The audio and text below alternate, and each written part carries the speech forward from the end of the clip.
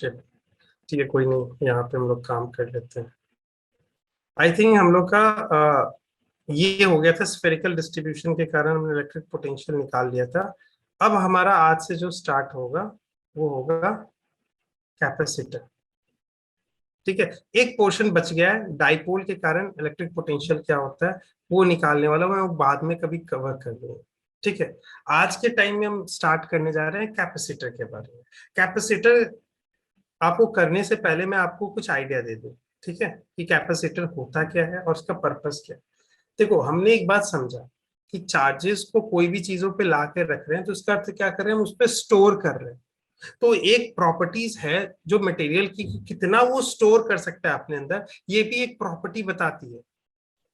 जैसे हर की एक कैपेसिटी होती है, जैसे बोलते हैं ना, ये 5 लीटर का ये है, बॉक्स है। इसका अर्थ है कि वो 5 लीटर का अपने अंदर स्पेस के अंदर स्टोर कर सकता है, राइट। या आपको इसे कहते हैं, टंकी है, 1000 लीटर वाली टंकी है। इसका अर्थ है क्या, उसके अंदर स्टोरेज कैपेसिटी कितनी है। ठीक उसी प्रकार से कैपेसिटर जब बोलते हैं ना कि इसके अंदर चार्ज स्टोरिंग की कैपेसिटी कितनी है, कितना वो स्टोर कर सकता है क्या। तो होता क्या है कि अगर हम किसी सोर्स चार्ज, अगर मान लो कि कोई सोर्स चार्ज, अभी नहीं मैं बोलूं, किसी के ऊपर मान लेते हैं, मेटल के ऊपर, सिंपल केस में स्फीयर के ऊपर, स्फीयर मेटल है आपके पास, कंडक्टिंग स्फीयर आपके पास दे रखे हैं। तो इट डजेंट मैटर कि वो हॉलो है कि सॉलिड है, ये कोई मैटर नहीं करता। क्यों? क्योंकि उसके जो चार्जेस होंगे वो सरफेस पे ही रिसाइड करेंगे। ठीक है, तो अगर मैंने जैसे ही इसके ऊपर क्यू चार्ज रखा, क्या इसके अंदर पोटेंशियल भी डेवलप हो जाती है क्या? जो कि इस सरफेस का पोटेंशियल जो होता है वो के क्यू बाई आर हो जाता है। यानी इसका अर्थ सर कि पोटेंशियल आ गई। इसका अर्थ क्या हो गया, आपने जैसे ही क्यू रखा, इसके ऊपर पोटेंशियल डेवलप हो गई। अब कोई दूसरा वाला चार्ज अब आएगा ना, दूसरा वाला चार्ज, तो आपको क्या करना पड़ेगा, यहां से इस पॉइंट से जो v इंफिनाइट है, यहाँ पे जो पोटेंशियल 0 मान रखा है, यहां से लेके आपको यहां तक v is equal to V R, यहाँ पे जो है उसके बराबर आपको एक पोटेंशियल से झेलना पड़ेगा, आपको एक पोटेंशियल डिफरेंस मिलेगा। जब आपने पहली बार जब चार्ज को लेके आए थे तो इसके ऊपर कोई चार्ज नहीं था, तो ना चार्ज था इसके ऊपर, क्यू 0 था, तो इसके ऊपर कोई सरफेस पे पोटेंशियल नहीं था। तो इनफिनाइट से जब आप लेके आ रहे थे इस चार्ज को, तो आराम से पहली बार में ले आए थे। दूसरी बार में आपको स्ट्रगल करना पड़ रहा है। कैसे सर? कि ये देखो पोटेंशियल v है, अब इसके ऊपर प्लस q है, तो ये अपना फील्ड अब बना लिया होगा। जैसे ही इसके ऊपर चार्ज आ गया, फील्ड बना लिया, तो इसका अर्थ क्या है कि अगर आप कोई दूसरा चार्ज इस बार दूसरी बार एक और क्यू लेके आना है, सोच रहे हो कि क्यू लेके आता हूं, इस पर रख देता हूं, तो इस बार फील्ड आ गया है, तो फील्ड के अगेंस्ट आपको इस बार वर्क करके लाना पड़ेगा इसको।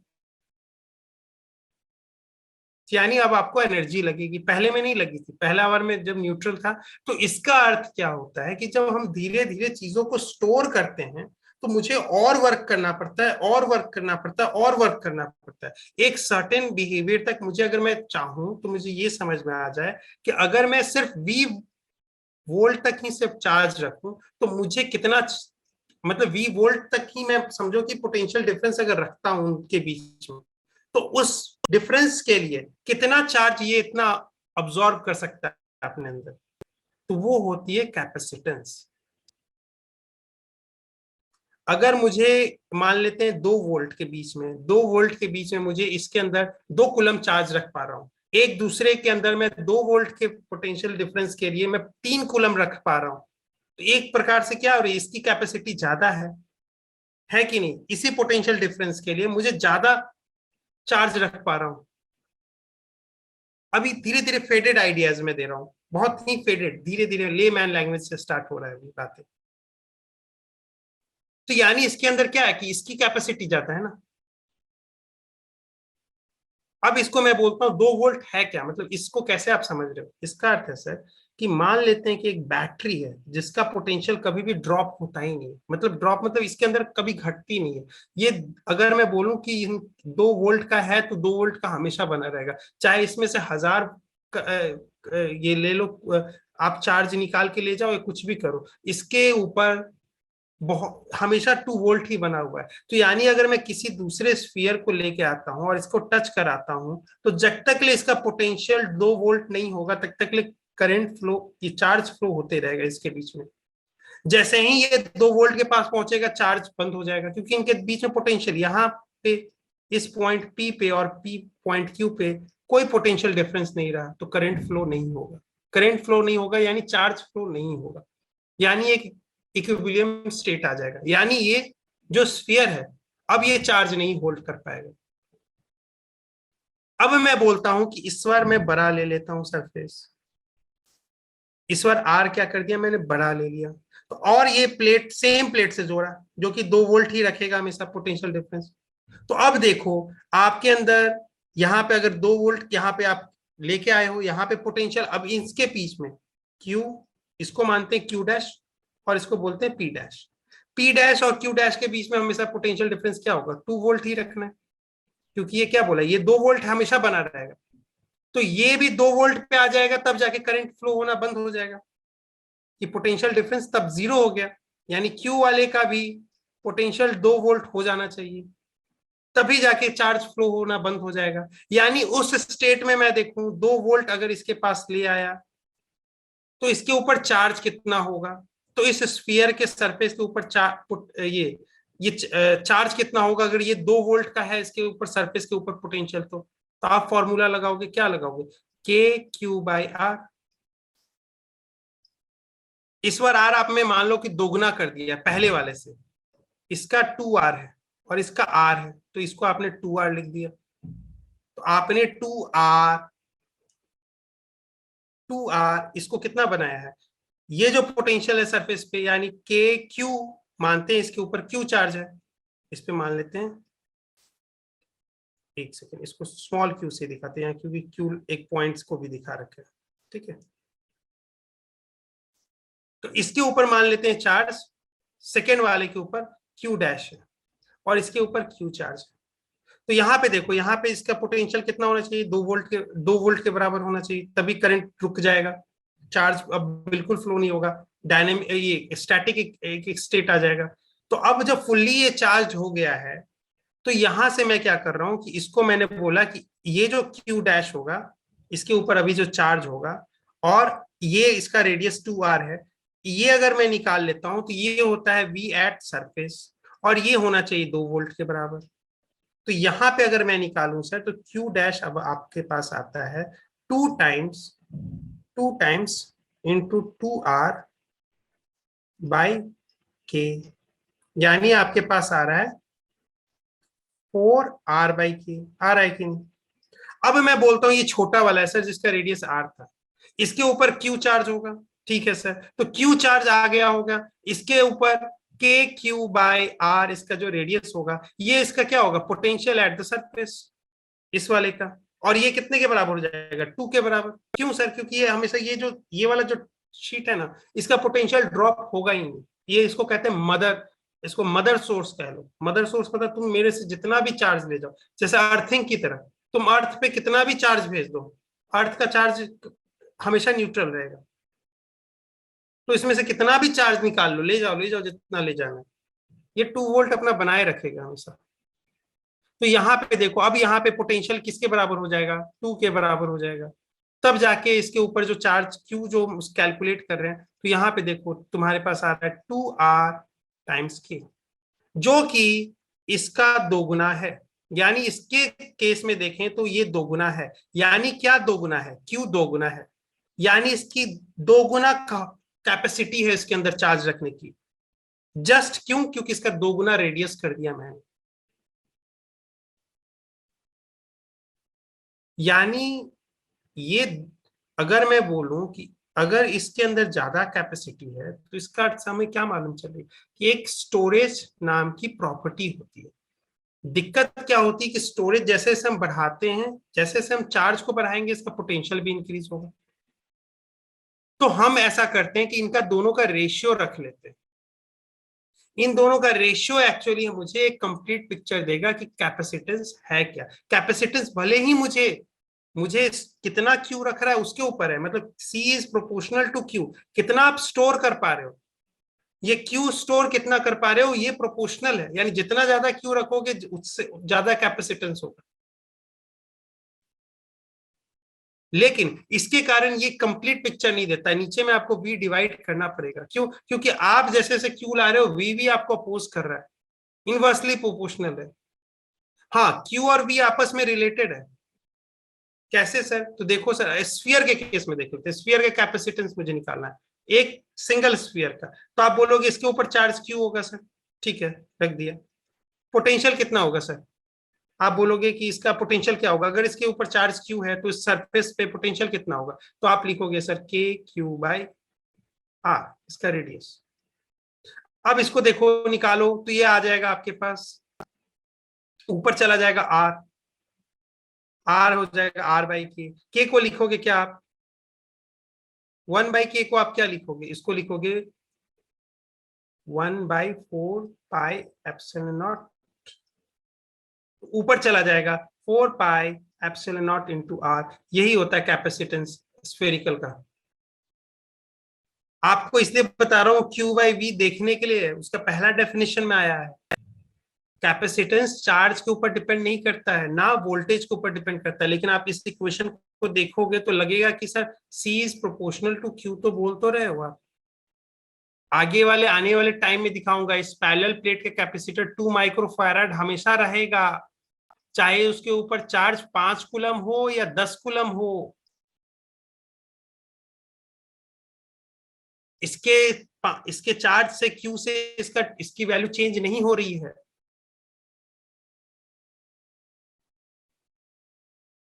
ठीक है, तो हम आप ये बात समझ गए कैपेसिटर क्या होता है। कि एक फेडेड वे में बताऊं कि कैपेसिटी होती है कि आप क्यू चार्ज रख पाते हो कि नहीं। तो कितना चार्ज आप अपने अंदर रख पाते हो वो आपकी कैपेसिटी को बताती है कैपेसिटेंस। इसका डेफिनेशन जो होता है वो होता है क्यू बाई वी। इसका डेफिनेशन मैंने आपको पहले ही बोला कि डेफिनेशन हमेशा याद रखिएगा, उसके साथ कॉन्ट्राडिक्शंस नहीं हो सकते हैं। हमेशा के लिए याद रखिएगा, किसी भी टाइप का कैपेसिटर जो अभी हम पढ़ने जा रहे हैं वो है पैरेलल प्लेट कैपेसिटर। लेकिन ये चाहे आपके पास स्फेरिकल कैपेसिटर हो या सिलिंड्रिकल कैपेसिटर हो, अलग अलग टाइप के कैपेसिटर भी हो सकते हैं। तो उसमें भी आपके पास जो रहेगा डेफिनेशन वो ये प्रिजर्व रहेगा। ये बात हमेशा याद रखिए। अब रहा बात, हमने एक फेडेड सी बात बताई कि capacity of this work. Physics के पॉइंट ऑफ व्यू से कैसे बात करें, फिजिक्स के एप्लीकेशन के पॉइंट ऑफ व्यू से बात करें तो कैपेसिटर जो होता है अ पेयर ऑफ कंडक्टर होता है। इन जनरल, इन जनरल मैं बात बोल रहा हूँ, सिंगल कंडक्टर भी कैपेसिटर कर सकती है, बिहेव कर सकती है, करती है। अभी हमने एक सिंगल स्फीयर के ऊपर कैसे देखा था क्वेश्चन। क्या एक सिंगल स्फीयर अपने ऊपर सरफेस के ऊपर चार्ज रख सकता है कि नहीं? कंडक्टिंग स्फीयर रख सकता है, रख सकता है, तो यानी इसके अंदर कैपेसिटी है। तो कैपेसिटी है तो यानी इसकी कैपेसिटेंस होगी। तो लेकिन जब हम कैपेसिटेंस बात करते हैं तो वो हमेशा कंडक्टर के लिए बात करते हैं। तो अब पेयर ऑफ कंडक्टर जो हमारे पास, जो जेनरिक हमारे पास जो एप्लीकेशन है, सिंगल कंडक्टर भी कैपेसिटर की तरह बिहेव कर सकते हैं। लेकिन जो हम पढ़ते हैं, जो जानते हैं और डेली पर्पस में यूज करते हैं, डेली पर्पस में इफेक्टिव जो कैपेसिटर होते हैं वो होते हैं अ पेयर ऑफ कंडक्टर। तो इसी के लिए आप देखोगे ये एक ब्लू कलर का प्लेट से दिखाया गया है और एक येलो कलर का प्लेट से दिखाया गया। तो दो प्लेट है, एक ब्लू प्लेट और एक येलो प्लेट। ये हमेशा जो जनरली देखोगे पैरेलल, पैरेलल है मतलब सर ये वाला चीज तो दो पैरेलल दिखती है, ये वाली पैरेलल क्या है? तो ये भी पैरेलल ही है। इसको कह सकते हो आप, दूसरा नाम देते हो इसका सेंटर को, कैसा है? कॉन्सेंट्रिक स्फीयर्स है, कॉन्सेंट्रिक स्फीयर्स यानी इनके सेंटर्स कोइंसाइड कर रहे हैं। और ये सिलिंड्रिकल के केस में ये क्या है? कोएक्सियल सिलेंडर्स, दोनों के एक्सिस, दोनों सिलेंडर के एक्सिस क्या कर रहे हैं? कोइंसाइड कर रहे हैं। ये सारे कॉम्बिनेशंस जो है पैरेलल कम, पैरेलल कैपेसिटर्स के कम, ये एग्जांपल है। इसमें हमें से पैरेलल प्लेट का भी पढ़ना है, पैरेलल प्लेट से पढ़ना है कैपेसिटर। ठीक है, और लेकिन जो डेफिनेशन मैंने बताया है क्यू बाई वी सब पे लागू होगा। ये बात समझ में आ गया? सभी को? Yes sir. यस ठीक है, सर। तो एक फेवरेट सा आइडिया रह गया कि आपके अंदर चार्ज कितना स्टोर किया जा सकता है, पॉसिबिलिटी आपको एक प्रकार से जानना पड़ेगा। अब हम एक पैरेलल प्लेट कैपेसिटर के रूप में देखते हैं, उसके उसके एनालिसिस देखते हैं कि क्या हो रहा होगा अंदर में, क्या है और कैसे चीज चल रही होगी। ठीक है, तो अब हम जो करने जा रहे हैं तो एक चीज देख रहे हैं कि पैरेलल प्लेट कैपेसिटर होती है, इसके अंदर दो प्लेट होती है। एक प्लेट होती है जो पॉजिटिवली चार्ज होती है, दूसरी प्लेट होती है जो निगेटिवली चार्ज होती है। ठीक है, और यहाँ पे जो हमारे पास जो दिया जाता है कैपेसिटर, आपने देखो कैपेसिटर अगर मैं आपको दिखाऊं तो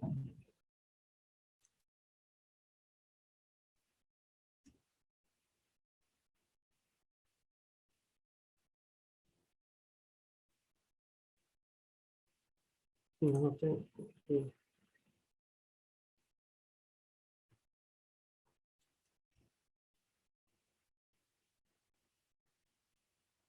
ये देखो, ये इतने छोटे छोटे कैपेसिटर्स होते हैं, ऐसे छोटे छोटे से। ये देखो कैपेसिटर कितने छोटे छोटे से। तो हमारे पास बहुत छोटे छोटे कैपेसिटर कैपेसिटर है। क्या, क्यों ऐसा होता है? क्योंकि उनके बीच में कोई सेपरेशन नहीं है, प्लेट्स के बीच में सेपरेशन नहीं है। यहाँ पे अगर मैं आपको दिखा दूं,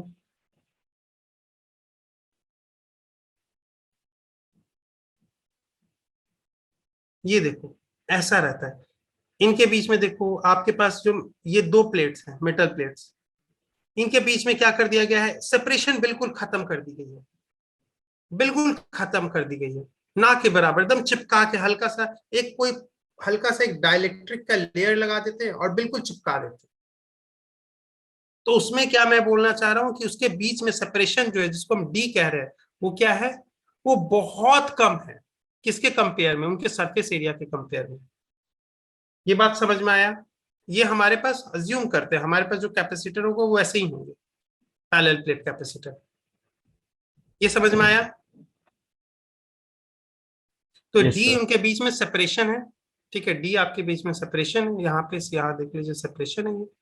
और डी क्या है, much much much less than A. यानी एरिया जो है इस प्लेट का सरफेस एरिया इसकी बहुत बड़ा है, किसके कंपेयर में? इनके सेपरेशन के कंपेयर में। तो यानी ये बिल्कुल ऐसे चिपका के रख दिए गए, ये ऐसे ऐसे हैं। ये दो प्लेट, ये दो प्लेट ऐसे हैं, और ये रहा इसके ऊपर आपने एक बीच में डाइलेक्ट्रिक्स भर दी। देखो तुम बिल्कुल प्लेट ऐसे।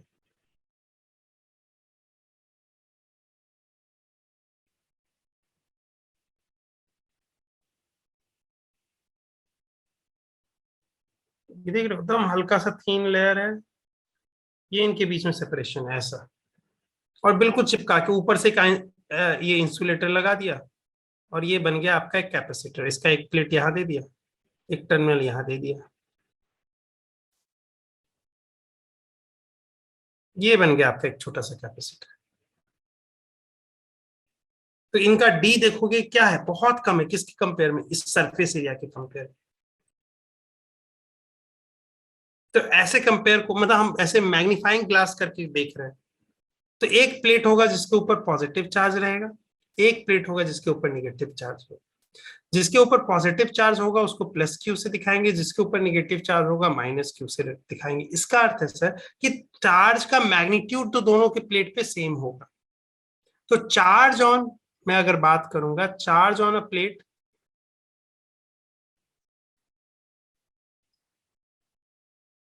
तो ये तो आंसर सर प्लस क्यू या माइनस क्यू दोनों हो सकता है, लेकिन charge on, charge in a capacitor जो होगा वो सिर्फ क्यू वैल्यू मैं बात करूंगा, पॉजिटिव हमेशा होगा, वो निगेटिव नहीं होगा। ठीक है सर, सेम चीज होती है सरफेस चार्ज डेंसिटी। दोनों प्लेट है तो दोनों प्लेट क्या है कि दोनों प्लेट की एक्चुअली में होता क्या है कि प्लेट जब होते हैं तो प्लेट, मैंने क्या बोला, कैपेसिटर क्या है, कंडक्टर है। कंडक्टर है कि नहीं? तो कंडक्टर के सरफेस पे सिर्फ होता है। तो अगर प्लेट ऐसा होता है, कुछ ना कुछ थिकनेस का होगा प्लेट, तो इसका एक फेस जो होता है इसके ऊपर सिर्फ चार्ज रहता है, इसके ऊपर चार्ज रहता है। और दूसरा वाला फेस जो उसको कन्फ्रंट कर रहा होगा,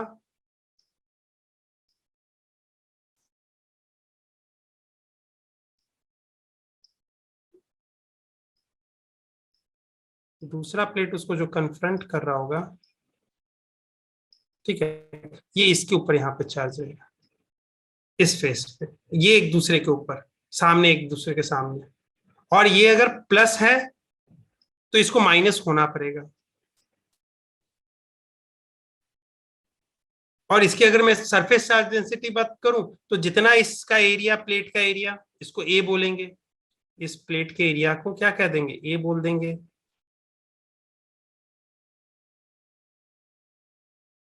इस प्लेट के एरिया को ए बोल दिया, तो जितना इसका पूरा चार्ज बाई ए, तो ये क्या हो गया आपके पास, सरफेस चार्ज डेंसिटी दे देगा। तो ये पॉजिटिव प्लेट का ये होगा, निगेटिव प्लेट का ये होगा। ये बात समझ में आ गया आपको?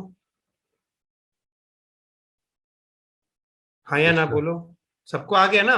ये पैरेलल प्लेट का हम जो अभी डिस्क्रिप्शन देख रहे हैं, तो सबको समझ में आ रहा है ना? किसी को डाउट? रिया बेटा, प्रीति, सिमरन, साहिल, अंजलि, हाँ या ना बोलो। सर सबको आ रहा है ना? ठीक है। तो इसका अर्थ ये है कि यहाँ पे आपने दो प्लेट्स ऐसे बना दी, ठीक है, एक के ऊपर प्लस क्यू रहेगा, दूसरे के ऊपर माइनस क्यू रहेगा। चलिए सर, एक और चीज मैं आपको बताना चाहता हूँ सर। एक चीज आपने जब ये चीज लाई थी ना सर, तो बिना मतलब के तो फिजिक्स में हम लोग चीजों को इधर से उधर ना करते हैं, तो इसका कोई ना कोई सेंस आपने रखा होगा सर कि D is much much less then A। अगर सर मैं एक बात बताऊं, पृथ्वी गोल है कि नहीं, ये सब मानते हो कि नहीं? पृथ्वी गोल है कि नहीं? It's we do you think like the earth is sphere or not? Do you think, what do you think, like earth is a sphere or not? Not perfectly sphere, I assume, I understand that thing, but I am just asking you, is it is a spherical in shape or not? Is it something which is like not flat? I am trying to say कि वो flat नहीं है। मानते हो ना कि sphere का एक गोला है, कोई ना कोई ग्लोब है, ग्लोब है ये, यस सर। सब मानते हैं ना? लेकिन दिखता है क्या कभी? आपको कभी दिखता है कि बगल वाला न्यूयॉर्क देखो वो नीचे चला गया, या ये ऊपर है? ऐसा कभी दिखा है आपको? आपको कैसा दिखता है? फ्लैट दिखता है, बिल्कुल फ्लैट दिखता है। थोड़ा सा माउंटेन्स आ जाते हैं बीच में, पहाड़ी इलाका है, ठीक है, मानते हो। लेकिन आपको पृथ्वी कैसा दिखता है? फ्लैट। इसी के लिए तो पहले पहले क्या होता था, जो चीज ऑब्जर्व किया वही साइंस में बता देते थे जाके। तो हम कहते थे कि अर्थ फ्लैट है, स्फीरिकल दिखेगा तब ना मालूम चलेगा। तो लोगों ने जब मून पे जाके देखा, या बाहर से जैसे, हालांकि तो अज्यूम तो पहले ही बहुत पहले हो गया था जबकि लोग गए नहीं थे, लेकिन कंफर्मेशन कब हुआ? जब मून पे जाके देखा, देखा कि एक ब्लू कलर का गोलवा है, और बहुत ही सुंदर गोलवा वो है कि नहीं? तो उन लोगों ने ऑब्जर्वेशन वहां से किया कि हाँ, तब दिखा उनको स्फेरिकल। तो सेम चीज होता है कि अगर मैं ये प्लेट, अगर ये वाला कंडीशन डालता हूं, यानी इसका अर्थ है कि हमारे बीच में सेपरेशन कम, तो यानी हमारे पॉइंट्स अगर मैं इस प्लेट के पास ही होंगे जनरली, इस प्लेट के पास ही होंगे यहाँ पॉइंट्स, जनरली यहाँ पे होंगे। अब मैं बोलूं, क्या इन पॉइंट्स को ये जो प्लेट है इनफिनाइट शीट की तरह दिखते होंगे कि नहीं? आपको लगते होंगे कि नहीं? अगर मैंने आपको स्क्रीन पे ही नाक चिपकवा दिया, अगर कोई चीज के बिल्कुल करीब ले आए, तो आपको लगेगा कि नहीं ये पूरा फैला हुआ है? Yes sir. आप तो ये इनफिनाइट शीट की तरह बिहेव करते हैं, वहां पे अजम्पशन आ जाता है। ये चीज मानने से हमें एक चीज क्या मिल गई कि ये इनफिनाइट शीट की तरह बिहेव हो रहे हैं। किन पॉइंट के लिए? इन क्लोज पॉइंट के लिए। और हम मानते हैं कि ये डी इतना ही क्लोज है, ये तो यहाँ पे सेपरेशन कुछ दिख रही है, लेकिन ये कुछ है नहीं, बिल्कुल क्लोज है, बिल्कुल ऐसा है। तो लगेगा कि सब जगह नाक चिपका हुआ है उस सरफेस के पास ही। तो ये इन्फिनाइट शीट की तरह हो गए। रहा बात सर, यहाँ पे आ जाओ। देखो सर, कंफर्ट में काम मत करो, यहाँ बीच वाले पॉइंट पे को तो बड़ा अच्छे से लपेट लिया, ये इन्फिनाइट शीट की तरह। यहाँ पे कैसे बोलोगे? कितना भी नाक चिपका दूं यहाँ पे सर, तो मुझे तो दिखेगा ना एक कोना खात्म है। यहाँ पे इन्फिनाइट शीट की तरह कैसे बात करोगे? तो मैं कहूंगा कि यहाँ पे हम अज्यूम करेंगे कि ये होते हुए भी, मिस्टेक होते हुए भी, मैं मॉडलिंग में ये अज्यूम करता हूं कि यहाँ पे भी इन्फिनाइट शीट की तरह वो बिहेव कर रहे हैं। अज्यूम कर रहा हूं इन चीज को, क्यों? क्योंकि कॉन्ट्राडिक्शन से बचने के लिए। यहाँ पे तो इस पॉइंट्स पे तो होंगे, यहाँ पे पॉइंट्स पे तो होंगे, समझ में आता है। लेकिन यहाँ के एकदम बिल्कुल क्लोज वाले पॉइंट्स पे नहीं होंगे वो, लेकिन मैं अज्यूम कर रहा हूं कि वो भी वैसे ही होंगे। इसके पीछे कारण भी है, इसके पीछे अच्छा कारण है, ठीक है, अजम्पशंस के कारण एक है। तो अगर ये है तो अब बात बताओ, किसी भी पॉइंट पी पे अगर मैं बात करूं, किसी पॉइंट पी पे प्लेट वन जो कि पॉजिटिवली चार्ज है, प्लस क्यू है, तो इसका जो सरफेस एरिया ए आ गया, तो उसके कारण आप सिग्मा बता सकते हो, सिग्मा हो जाएगा क्यू बाई ए। तो अगर इसका सिग्मा है सरफेस चार्ज डेंसिटी, अगर infinite long infinite large sheet की तरह ये बिहेव कर रहा है, तो इस पॉइंट पी पे जो फील्ड होगा वो क्या होगा बताओ? सिग्मा बाई 2 एप्सिलॉन नॉट होगा कि नहीं होगा? Yes sir. सब भूल गए ना सब लोग? अरे सर भूल जाते हैं सर, पानी पूरी कल खाए थे वो तक याद नहीं रहता है, तब तीन चीज है सर, जो कि मेरा पानी पूरी बहुत फेवरेट चीज है सर, ये तो फॉर्मूला है सर, अरे याद रख लो थोड़ा सा। तो ये होता है, और मैंने आपको क्या बोला था कि पॉजिटिव है तो इसका डायरेक्शन, इलेक्ट्रिक फील्ड इंटेंसिटी एक वेक्टर क्वांटिटी है, तो वेक्टर को आप कभी भी पिक्टोरिकली रिप्रेजेंट करोगे तो एक एरो के फॉर्मेट में रिप्रेजेंट करोगे। यानी पी पे मैं एक एरो बनाऊं तो इस जिस जो एरो क्या रिप्रेजेंट कर रहा होगा, electric field intensity at that point, तो उस एरो का जो मैग्नीट्यूड है वो सिग्मा बाई 2 एप्सिलॉन नॉट है। लेकिन डायरेक्शन सर हमेशा याद रखिएगा सर, ये होता है नॉर्मली आउटवर्ड, मैंने बोला था पॉजिटिव के लिए। यानी अगर मैं यहाँ पे इस पॉइंट पी पे लूं तो यहाँ पे एक्चुअली यहाँ के जो नॉर्मल है, ये नॉर्मल लाइन है, इस नॉर्मल लाइन जो पॉइंट पी से पास हो रहा होगा, ठीक है सर, तो यहाँ पे इस पॉइंट पे इस नॉर्मल लाइन के अलोंग होगा, ये तो मुझे मालूम है। लेकिन यहाँ से दो डायरेक्शन बनते हैं सर, ये एक तीर ऐसा वाला, एक तीर ऐसा वाला।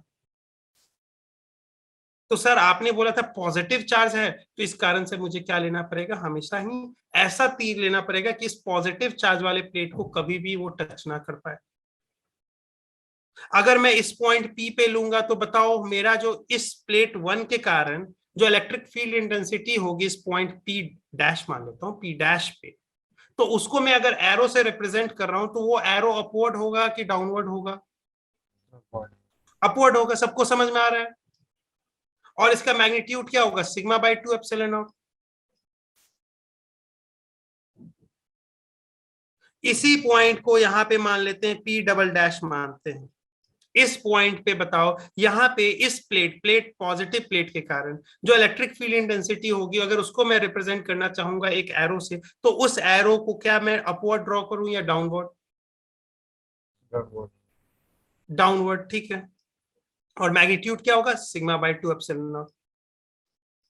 यानी मैं बोल रहा हूं कि ये सर देखो, पॉजिटिव प्लेट से मानने के पीछे कारण क्या है कि हर जगह आप बोल रहे हैं यूनिफॉर्म फील्ड है, यहाँ पे भी आप लिख रहे हो तो sigma by 2 epsilon not, arrow downward, यहाँ पे भी डाउनवर्ड, यहाँ पे भी डाउनवर्ड, एक साइड की तरफ पूरी तरह से लग रहा है कि यूनिफॉर्म फील्ड क्रिएट हो रही है एक साइड की तरफ, दूसरे साइड की तरफ हाँ सर वहां लग रहा है, लेकिन उन पॉइंट्स के लिए सबके लिए इक्विवेलेंट है। ये पॉइंट्स इस साइड वाले हैं तो सारे इस पे भी वही होंगे, लेकिन हाँ यहाँ पे सिर्फ डिफरेंस हो रहा है इस साइड आने पे, इसका अपवर्ड है इसका डाउनवर्ड है, ठीक है, इस पॉजिटिव प्लेट के कारण किया हमने। अब दूसरा बात बताओ, एक निगेटिव प्लेट भी तो है कैपेसिटर के अंदर, तो अगर हम किसी पॉइंट पे अगर मैं बोलूं कि सिर्फ एक को ही कैलकुलेट करूंगा तो ये अन्याय होगा कि नहीं इलेक्ट्रिक फील्ड इंटेंसिटी कैलकुलेशन के लिए? क्योंकि इलेक्ट्रिक फील्ड जो होता है वो एक्चुअली किसी भी पॉइंट पे पी पे लिखा जाता है तो ड्यू टू सिस्टम लिखा जाता है। हाँ हमारे सिस्टम में एक होता है तो उसके कारण हमारे हमें हमेशा बच जाते हैं, उसमें कोई करना नहीं पड़ता, जब एक होता है सोर्स चार्ज तो हमेशा यही आ जाता है। लेकिन जिस समय एक से ज्यादा हो गए तो हमें करना पड़ता है ऐसे ही से। ये होता है E at any point due to the system of charges, होता है कि? तो एक ग्रीन कलर का भी यूज करते हैं। चलो उसे बताओ, अब बताओ निगेटिव प्लेट के कारण यहाँ पे इस पॉइंट पी डैश पे कैसा बनेगा एरो, और क्या मैग्नीट्यूड होगा उसका? बताओ, कोई भी बताओ। इनवर्ड। कौन सा, किस डायरेक्शन में बेटा? Sir along negative. Along negative है डाउनवर्ड, ये ऐसा, इसमें नेगेटिव में क्या है, निगेटिव में बस ये याद रखना है कि उसका भी सिग्मा बाई 2 एप्सिलॉन नॉट होगा, लेकिन प्लेट निगेटिव है तो उस तीर को प्लेट को ही मारना है, तो यानी ये रहा। यहां पे अगर निकालना है, यहां पे अगर निकालना है तो इस प्लेट पे ही मारना है। तो अगर मैं देख रहा हूं तो ये प्लेट को मैं कंज्यूम करूंगा। अब फर्स्ट प्लेट है या नहीं है उससे कोई मतलब नहीं है, उसको लग रही है कि नहीं लग रही है कोई फर्क नहीं पड़ता, मुझे कोई कंसर्न ही नहीं है। मुझे कंसर्न सिर्फ सेकेंड प्लेट से है। सेकेंड प्लेट के मैं फील्ड इंटेंसिटी के कारण, सेकेंड प्लेट के कारण जो पी डैश पे है वहां पे मैं इलेक्ट्रिक फील्ड इंटेंसिटी सेकेंड के कारण मैं जानना चाह रहा हूँ। तो उसका जब एरो बना रहा हूं तो एक ये दिख बना, और इसका भी मैग्नीट्यूड होगा सिग्मा बाई 2 एप्सिलॉन नॉट हो गया सर। इस पॉइंट पी पे आप बताना यहां पे कैसा होगा, डाउनवर्ड या अपवर्ड? डाउनवर्ड। डाउनवर्ड, ठीक है सर। यहां पे पी डबल डैश पे बताना यहां पे क्या होगा,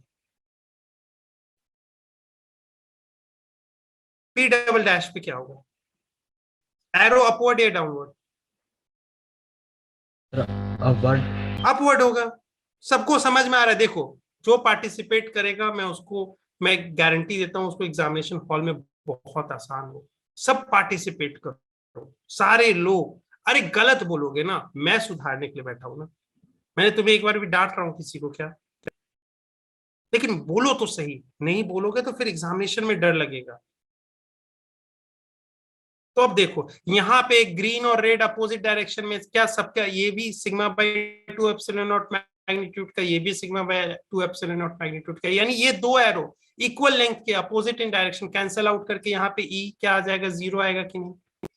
क्या पी डबल डैश पे भी जीरो आएगा कि नहीं? नेट यहां पे जुड़ रहा है सर। अगर जुड़ रहा है तो क्या होगा सर बताओ? यहाँ पे ई इनसाइड द प्लेट किसी पॉइंट पी पे, पी जो पॉइंट है जो इनसाइड द प्लेट है, इनसाइड द प्लेट नहीं बोलूंगा सॉरी, इनसाइड द कैपेसिटर, या बिटवीन द प्लेट्स मैं बोलूं, तो उस केस में ई क्या हो रहा है, ये दो एरो का समेशन है सर। इस एरो का magnitude sigma by 2 epsilon not, इसका भी सिग्मा बाई 2 एप्सिलॉन नॉट। इस एरो का यूनिट वेक्टर ले लीजिए सर, यानी डायरेक्शन उसी तरफ 1 यूनिट का, तो ये आ जाएगा सर आपके पास सिग्मा बाय एप्सिलॉन नॉट। दोनों को जोड़ूंगा तो यूनिट वेक्टर नीचे की ओर छोटा वाला, यानी सर यहां पे जो आएगा एरो होगा वो ऐसा होगा, इन दोनों के मैग्नीट्यूड का एडिशन, और ये लंबा सा ऐसा बन गया। जस्ट मैग्नीट्यूड वाइज इसका दोगुना लेंथ का होगा और डायरेक्शन ऐसा। यानी अब हम जान जाते हैं कि किसी भी पैरेलल प्लेट कैपेसिटर के अंदर वाले पॉइंट्स पे जो इलेक्ट्रिक फील्ड इंटेंसिटी होती है वो होती है सिग्मा बाय एप्सिलॉन नॉट। बाहर जीरो है, इसका अर्थ क्या है? इसका अर्थ है कि आपके पास जो फील्ड लाइंस बन रहे हैं, फील्ड लाइन वो कन्फाइंड है इसी एरिया में। अंदर में हर पॉइंट पे जीरो, तो फील्ड लाइंस होंगे ही नहीं। यानी फील्ड लाइन कहां से निकलते हैं? पॉजिटिव चार्ज से निकलते हैं और निगेटिव में जाके डूबते हैं कि नहीं? तो यहाँ पे फील्ड लाइंस क्योंकि एक यूनिफॉर्म फील्ड क्रिएट हो रहा है तो सबको पैरेलल लाइन से रिप्रेजेंट करेंगे। और कहां से स्टार्ट होगा? पॉजिटिव से स्टार्ट होगा और निगेटिव में जाके डूब जाएगा। ये बात सबको समझ में आई कि नहीं? Yes sir. Yes sir. ठीक है, ये चीजें सबको समझ में आ गई। ये ई की कहानी होगी, ई ऐसी अपनी कहानी बता के क्या। ठीक है सर। अब यहाँ पे इसका अर्थ है सर कि यहाँ पे कन्फाइंड होता है। सर आपने जो बोला ना सर कि यहाँ पे आपने मान रखा है, एक्चुअली होता क्या रियल कैपेसिटर में, वो ऐसा होता है, यहाँ से फील्ड लाइंस यहाँ पे थोड़ा डिफ्यूज होके इसी में जाती है, और यहाँ पे थोड़ा डिस्ट्रैक्टेड होके ऐसे आती है, और यहाँ पे बीच वाले परफेक्टली ऐसे आते हैं।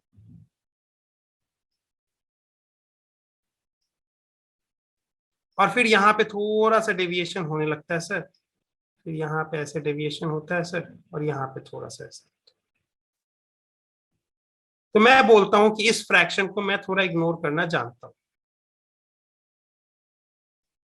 यहाँ पे इसके मेजर पोर्शंस में स्पेस में यूनिफॉर्म फील्ड लाइंस की तरह होती है, और इसकी स्ट्रेंथ क्या होती है, sigma by epsilon not, not 2 लगा मत देना यहाँ पे।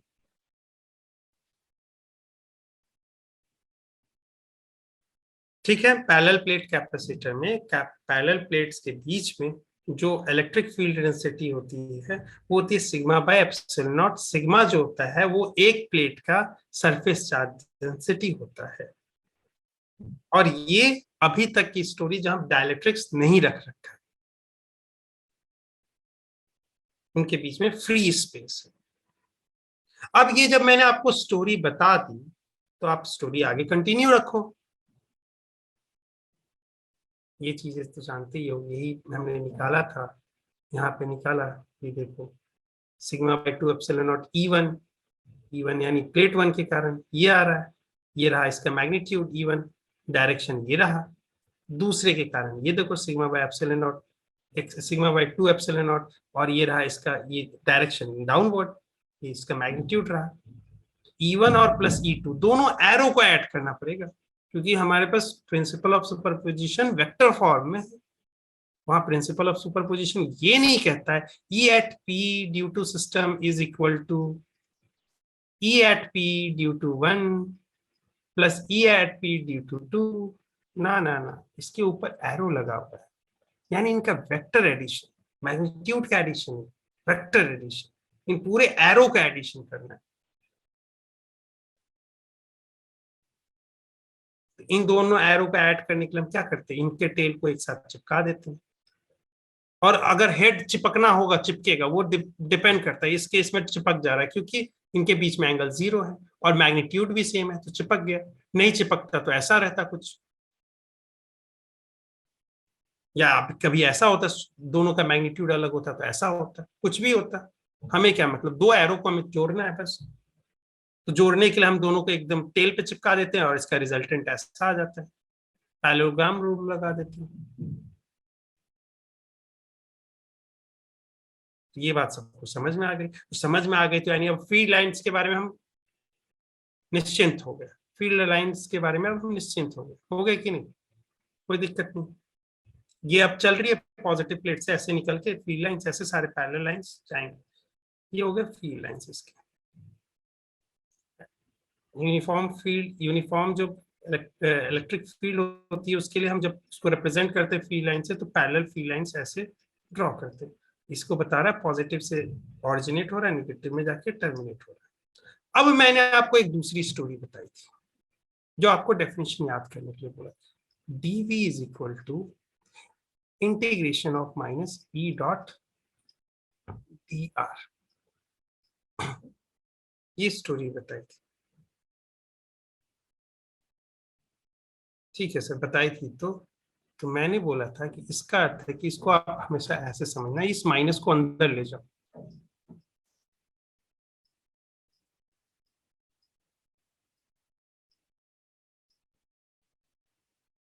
आप, इसका अर्थ है कि फील्ड के अगेंस्ट अगर आप मूव करके जा रहे हो तो क्या हो रहा है आपका, इन दोनों का अगर मैं डॉट प्रोडक्ट लूं तो क्या होना चाहिए, पॉजिटिव होना चाहिए। क्यों, क्योंकि फील्ड लाइंस का अपोजिट, मैंने आप फील्ड लाइंस का अपोजिट गए, ये डेफिनेशन से मैंने आपको समझाया था सर कि फील्ड लाइंस के जब भी आप अपोजिट जाओगे, फील्ड लाइंस ऐसे बन रहा है, उसके अपोजिट ट्रेवल करोगे तो क्या होते जाएगा, ये पॉइंट, जिस पॉइंट इनिशियल पॉइंट पी से चले थे और जहां तक गए क्यू पे गए, तो यहाँ पे जो वी का वी क्यू होगा वो ग्रेटर देन होगा वीपी, पोटेंशियल इंक्रीज होता है। ये बात बताई थी ना मैंने, यस ये सर। सबको याद है ना। तो यानी मैं अगर ये बात बताऊं सर कि अगर मुझे ये चीज देखना है तो ई इधर है, अगर आपको माइनस वाला ये समझ नहीं करना है तो यही पे रखो। ठीक है सर, मान लेते हैं ई आया आपके पास। अब ई जो आपने लाया है सर वो लिखा है सिग्मा बाय एप्सिलॉन नॉट। ये आपके पास ई है, डायरेक्शन क्या है सर, नीचे की ओर, तो नीचे वाले को मान लेते हैं माइनस जे कैप, मान लेते हैं। ऊपर वाले को क्या हो जाएगा तब अगर नीचे वाला माइनस जे कैप मान लिया तो ऊपर वाला प्लस जे कैप होगा। ये बात आपको मन हो तो आई कैप मान लीजिएगा भैया, हम कोई भी भेदभाव नहीं करते, जिस जो डायरेक्शन आपको मानना है मान लीजिए। एक यूनिट डायरेक्शन आपने मान लिया है, स्टैंडर्ड डायरेक्शन जे कैप है नीचे क्यों, तो यहाँ पे ई का जो आएगा सिग्मा बाय एप्सिलॉन नॉट, और क्योंकि यहाँ ई वेक्टर लिखना है भैया तो लिखेंगे, और माइनस जे कैप डायरेक्शन के साथ आ गया भैया। डॉट लेंगे किसमें, डी आर, ये छोटा सा आप कहां से जा रहे हो, इधर से आप जा रहे हो आगे इस डायरेक्शन की तरफ, तो आपका डिस्प्लेसमेंट वेक्टर कहां पे, डिस्प्लेसमेंट वेक्टर आपको तरफ जे कैप की तरफ है, तो जे कैप आएगा और डी आर के साथ आप डॉट प्रोडक्ट ले लो, जे डॉट माइनस जे -1 और ये माइनस प्लस, तो आपके पास आया sigma by epsilon not D R.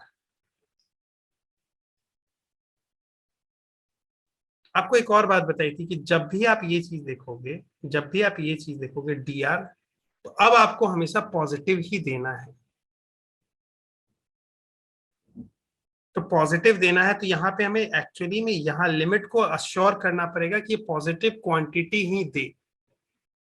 तो ये एक बेनिफिट होता है कि जिस इनिशियल पॉइंट से आप चलते हो और उसी जिस डायरेक्शन में चल रहे हो उसी को पॉजिटिव डायरेक्शन मान रहे हो, उसी को पॉजिटिव डायरेक्शन मान रहे हो, यानी हमेशा आप आर क्या कर रहे हो, इंक्रीज कर रहे हो, तो उसमें डी आर आपको उस समय लिमिट चेंज करने की जरूरत नहीं पड़ती।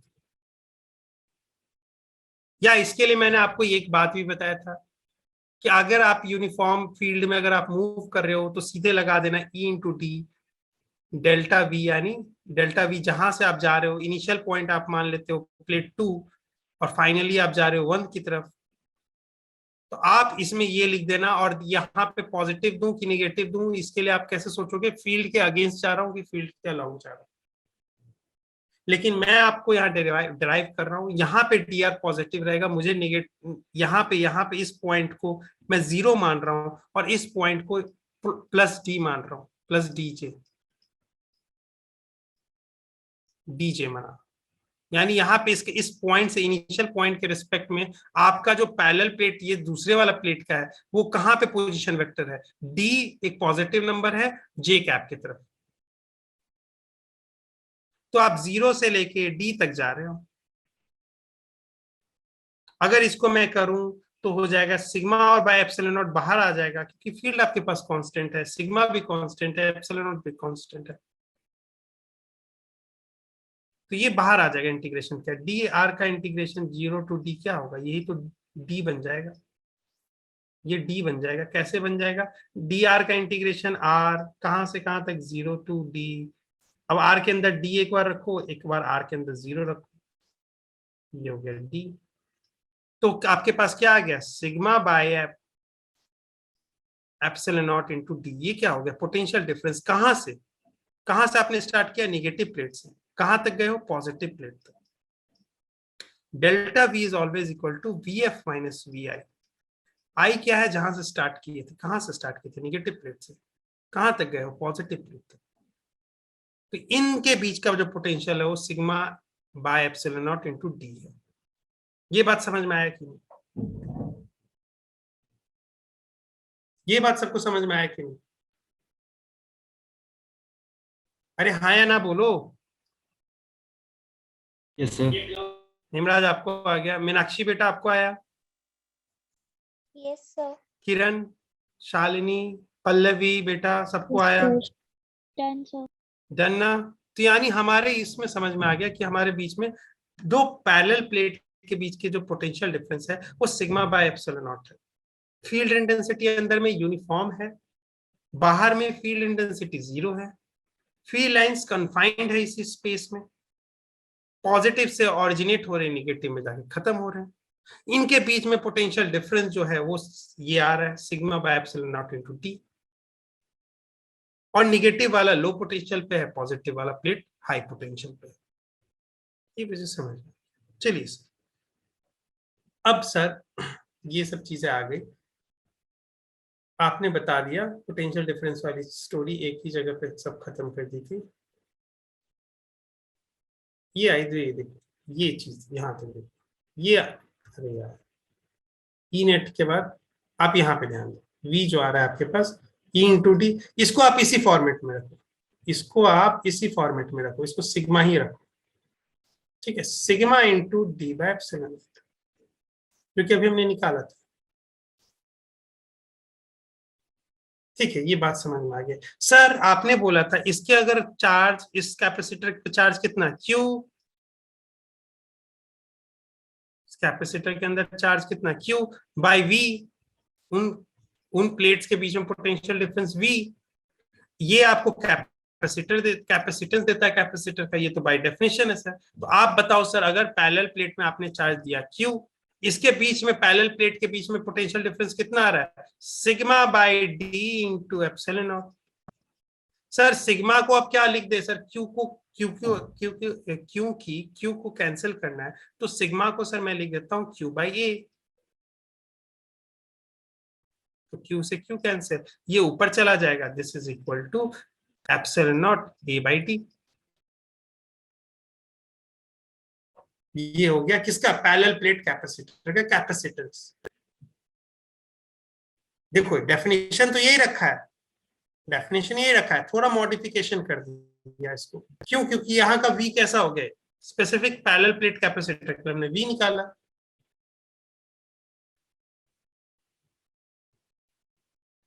और फिर पैरेलल प्लेट कैपेसिटर के लिए आया। तो मैं बोलूं पैरेलल प्लेट कैपेसिटर के लिए ये वाला भी फॉर्मूला चलेगा, ये वाला भी चलेगा, स्फेरिकल के लिए क्या ये सिर्फ चलेगा, ये नहीं चलेगा, क्योंकि स्फेरिकल का हमने थोड़ी निकाला है, स्फेरिकल का स्फेरिकल वाला तरह से निकलता है।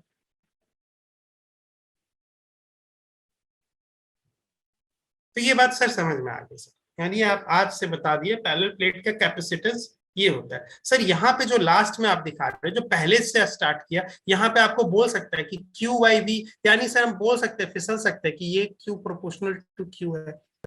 मैंने बोला यहाँ लास्ट में कहाँ क्यू आ रहा है, मैंने आपको क्या बोला, अगर किसी पैरेलल प्लेट के कैपेसिटर का कैपेसिटेंस इंक्रीज करना है तो आपको क्या करना पड़ा है, इसके या तो प्लेट के सरफेस एरिया को बढ़ा दो, या तो उनके सेपरेशन को घटा दो,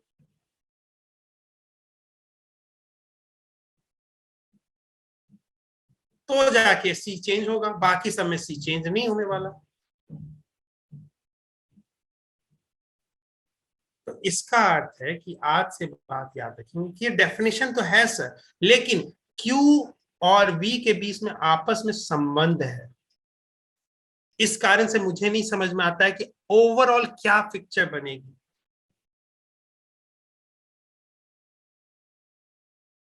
ठीक है, इस कारण से सर हमेशा याद रखिएगा कि आपको पूछेगा कि capacitance of a capacitor depend upon, तो उसके जो होता है ये चीजों पे नहीं कि उसके ऊपर चार्ज कितना है या उसके बीच में पोटेंशियल डिफरेंस कितना, उसके ऊपर नहीं, वो डिपेंड करेगा surface area of the plate, या सेपरेशन बिटवीन देम, या डाइलेक्ट्रिक्स है कि नहीं बीच में, इनके ऊपर डिपेंड करेगा, ना कि उसके ऊपर कितना क्यू दे रखा है। अभी हम बहुत केसेस में देखेंगे जहां पे यहाँ पे इसके ये जो क्यू है वो कभी 5 माइक्रोकुलम होगा, कभी 6 माइक्रोकुलम होगा, इसी किसी कैपेसिटर का कभी 8 होगा, डिपेंड कर रहा है कहाँ पे क्या, कहाँ से उठा के कहाँ लगा रहा हूं,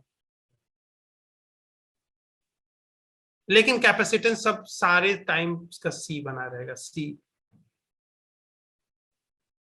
क्यों, क्योंकि उस प्लेट के साथ हम नहीं खिलवाड़ कर रहे, उस जो हमने एक बार कैपेसिटर लिया है उसका अपना एक एरिया है, उसके अपने सेपरेशन से सब कुछ उसको कांस्टेंट बना हुआ है, अब उसको मैंने सिर्फ क्या किया है, सर्किट में लाके कंपोनेंट बना के उसको लगा दिया, तो बाकी चीजों को मैं चेंज नहीं कर रहा हूँ, वो क्यू और वी पे नहीं डिपेंड करता है, वो दिखता है क्यू और वी का डेफिनेशन आ रखा है क्यू और वी पे, और मैं मानता हूं कि यहाँ पे होता, लेकिन तभी होता जब क्यू और वी के बीच में कोई रिलेशन नहीं होता, ये दोनों इंडिपेंडेंट होते तो।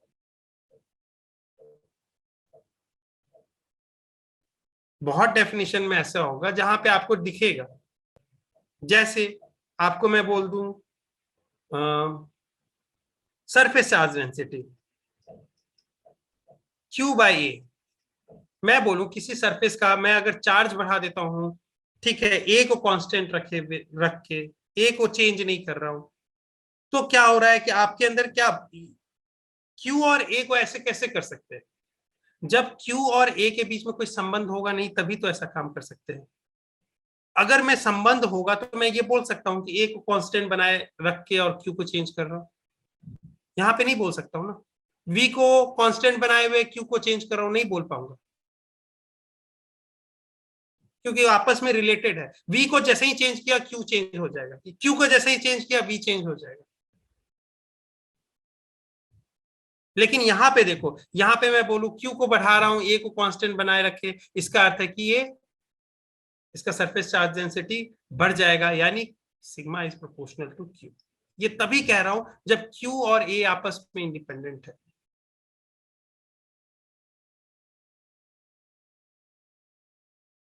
यहां पे नहीं होगा। तो इन चीजों को याद रखिए।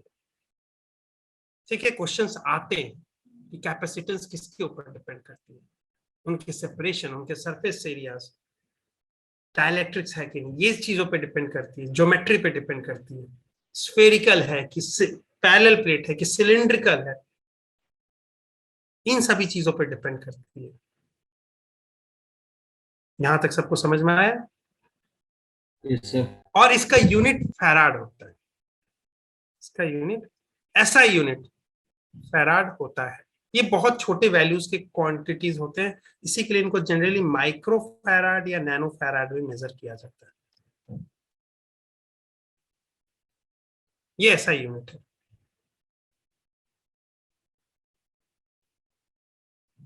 ठीक है, ये बात सबको समझ में आ गई? Yes, sir. ठीक है, अगर आ गई तो चलो फिर आगे क्या हम खेलते हैं। अब देखो, energy store in a capacitor. हमने एक अंश में जिसके Q0 था, उस कैपेसिटर को लिया है, पैरेलल प्लेट है, और उसका ऐसे रख दिया हमने, पैरेलल प्लेट रख दिया है, इनके बीच में सेपरेशन D है, सब कुछ बना रखा है। तो आपने बोला सर Q के ऊपर डिपेंड नहीं करता, तो इसका अर्थ है कि इसका कैपेसिटेंस अभी भी डिफाइन हो रहा होगा, C होगा सर इसका। और हमने जो निकाला एप्सिलॉन नॉट A/D के हिसाब से इसका C होना चाहिए। ठीक है, यानी कैपेसिटर है ये, इसके अंदर कैपेसिटेंस है जिसकी वैल्यू ये है, हमने नापी हुई है, लेकिन इसके ऊपर चार्ज नहीं है। तो सर इसको बैटरी से अब जैसे ही हमने कनेक्ट किया, इस सर्किट को कंप्लीट किया, जैसे ही कंप्लीट किया सर, तो क्या हुआ सर, जैसे ही कंप्लीट करते हैं हम सर्किट में, करंट इलेक्ट्रिसिटी में हमेशा ये चीज हम सेम एटीट्यूड रखेंगे। आपने इलेक्ट्रोस्टैटिक में टेस्ट चार्ज को क्या हमेशा माना था, पॉजिटिव चार्ज माना था क्यों? तो यहाँ पे करंट इलेक्ट्रिसिटी का अब आरंभ हो रहा है, धीरे धीरे हम सर्किट की तरफ भी मूव कर रहे हैं। तो उसमें अब याद रखेंगे कि जो हम कन्वेंशनल वे मानते हैं, इलेक्ट्रॉन का मोशन नहीं मानते हैं। जो कन्वेंशनल जो माना गया कि पॉजिटिव चार्ज पॉजिटिव टर्मिनल से निकलता है और जाता है, और निगेटिव में जाके डूब जाता है,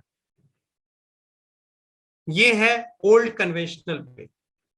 लिटरल वे, इलेक्ट्रॉनिक डायरेक्शन क्या है, लिटरल जो चार्ज कैरियर हमारे पास क्या होते हैं, वो वैलेंस इलेक्ट्रॉन होते हैं, और वो वैलेंस इलेक्ट्रॉन क्या करते हैं, निगेटिव टर्मिनल से स्टार्ट करते हैं निकलना और ऐसे मूव करते जाते हैं। यहाँ आके क्या इलेक्ट्रॉन अगर मान लीजिए एक्यूमुलेट हो गए होंगे, यहाँ आके एक्यूमुलेट हो गए होंगे, तो क्या ये यहाँ पे से फिर ट्रांसफर होंगे? नहीं। ये क्या करेंगे, जो निगेटिव चार्ज यहाँ पे एक्यूमुलेट आ गए होंगे, वो क्या करेंगे, यहाँ पे एक इंड्यूस कर देंगे पॉजिटिव चार्ज को। यानी ये पॉजिटिव चार्ज को इंड्यूस कर दिया, यानी ये सरफेस पे अपने इलेक्ट्रॉन को क्या कर दिया, इसने बोला भाग के जाए यहाँ से, भाग जाए यहाँ से यार, मुझे पॉजिटिव बना रहने दो। तो भाग जा तो मतलब यहाँ पे चला जाओ वापस। तो जिस हिसाब से इसके इतना जितना इलेक्ट्रॉन आया यहाँ पे, उतना इलेक्ट्रॉन इसको भगा के फिर वापस चला जाता है। और जो कन्वेंशनल स्टोरी कहती है, कन्वेंशनल तरीके से क्या मानना है, कन्वेंशनल तरीके से ऐसे मानना है कि हमारे पास जो कन्वेंशनल हम तरीके मानते हैं, क्योंकि हमें नहीं मालूम था उस समय, जिस दौर में हम थे, जब हम फैराडे फैराडे साहब काम कर रहे थे, कैपेसिटर बन रही थी, सेल बन रहा था, उस समय नहीं मालूम था, हमें एटॉमिक मॉडल नहीं समझ में आता था। हम एटम और मॉलिक्यूल के बारे में बात करते तो वो बड़ी बात होती थी उस समय, हमें नहीं मालूम था कि एटम का कौन सा पोर्शन कैसे वो चार्ज कैरी कर रहा है। उस समय इवन तक हीट को भी एक फ्लूइड माना जाता था, कि तुमने मुझे छू दिया तो एक फ्लूइड निकल के आ गई मेरे अंदर। तो ये उस समय का सोच था, तो उस समय बोला गया था कि पॉजिटिव चार्ज क्या होती है, निकलती है और बह के जाती है और यहाँ पे जमा करती है। और ये पॉजिटिव चार्ज क्या, ये करंट का डायरेक्शन है। पॉजिटिव चार्ज का जो डायरेक्शन होता है वो करंट का डायरेक्शन होता है। तो करंट का डायरेक्शन ये दिखाया गया। यहां जैसे ही आई, यहाँ पे पॉजिटिव जैसे ही एक्यूमुलेट हुई, इसने निगेटिव को इंड्यूस किया, और जैसे ही इसका अर्थ यहाँ पे निगेटिव इंड्यूस हुआ, यानी पहले कुछ भी नहीं था, पहले कुछ भी नहीं था तो निगेटिव कैसे इंड्यूस होगा, निगेटिव प्लस, यानी पहले कुछ नहीं था, जीरो था, तो वो जीरो क्या बन गया, जितना निगेटिव बना उतना पॉजिटिव बन गया, और इस पॉजिटिव को इधर से फेंक दिया और निगेटिव इस प्लेट पे रहने दिया। तो ये धीरे धीरे धीरे धीरे क्या हुआ, एक बार डेल्टा क्यू आया, फिर दूसरा डेल्टा क्यू आया, ऐसे करके धीरे धीरे प्लेट पे क्या हुआ, चार्ज एक्यूमुलेट होने लगे। और ये कब तक होंगे, जब तक ले इन दोनों के बीच में जो प्लेट का जो पोटेंशियल डिफरेंस है, जिसको हमने देखा है sigma by epsilon not into D, इनके बीच में ये किसके बराबर हो जाए, ये V के बराबर हो जाए, बैटरी के बराबर हो जाए, तब तक ले ये चीजें बहती रहेंगी। यानी धीरे धीरे क्या हो रहा होगा, देखो सिग्मा पहले जीरो होगा, तो यानी इसका वोल्टेज कितना होगा, कम होगा, बहुत कम होगा V के कंपेयर में। धीरे धीरे धीरे धीरे सिग्मा बढ़ते गया होगा, बढ़ते गया होगा, बढ़ते गया होगा, बढ़ते गया होगा, बढ़ते गया होगा, एक टाइम तक क्या हुआ होगा, ये पूरा वैल्यू V के बराबर आ गया होगा। उसके बाद क्या होगा, करंट फ्लो नहीं होगा, चार्ज फ्लो नहीं होगा। और जब आपके सर्किट में रेसिस्टेंस ना होता ना, तो ये आंख पलक पलक आंख झपकिएगा ना, तक तकले में हो जाएगा चेंज, यानी चार्ज हो जाएगा तुरंत में, कैपेसिटर तुरंत चार्ज होगा, तुरंत डिस्चार्ज होगा, तो जब तक ले आपके पास रजिस्टर ना लगा हो।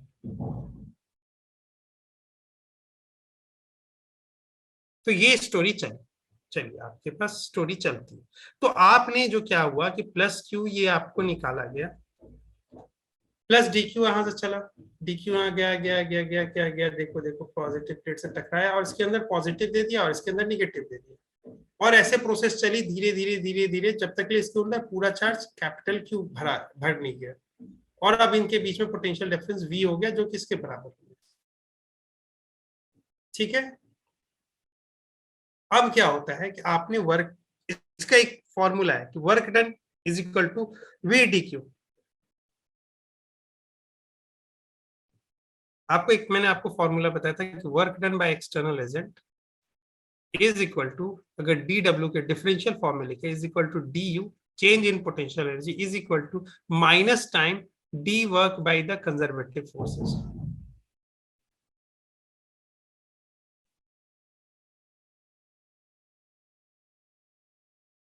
तो ये चीजें आप समझिए कि यहाँ पे बैटरी वर्क कर रहा है इसमें स्टोर करने में, तो उसको कितना हुआ होगा वर्क डन, और ये जो वर्क आप लिखते हैं डी डब्ल्यू, ये डी यू के बराबर है। और डी यू कैसे लिखाता है, डी यू इज नथिंग बस डी क्यू इंटू वी। तो क्या यही चीजें हैं यहाँ पे,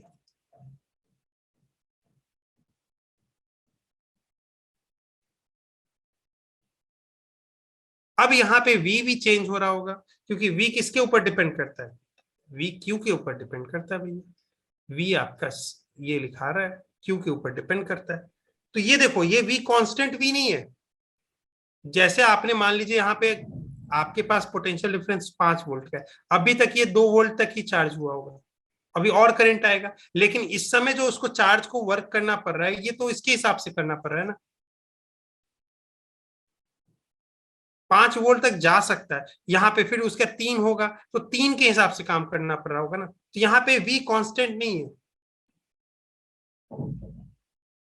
तो इसी के लिए V क्या हो रहा होगा, देखो V को हमने कन्वर्ट कर दिया Q बाई C के फॉर्मेट में। ये V कहां से लेके आए, इस V को हमने तुरंत बता दिया, आप V कहां से लेके आओ, तो ये कैपेसिटर है सर, तो डेफिनेशन ऑफ कैपेसिटर यही होता है। तो इसको क्या कर दो इस बार, सॉरी,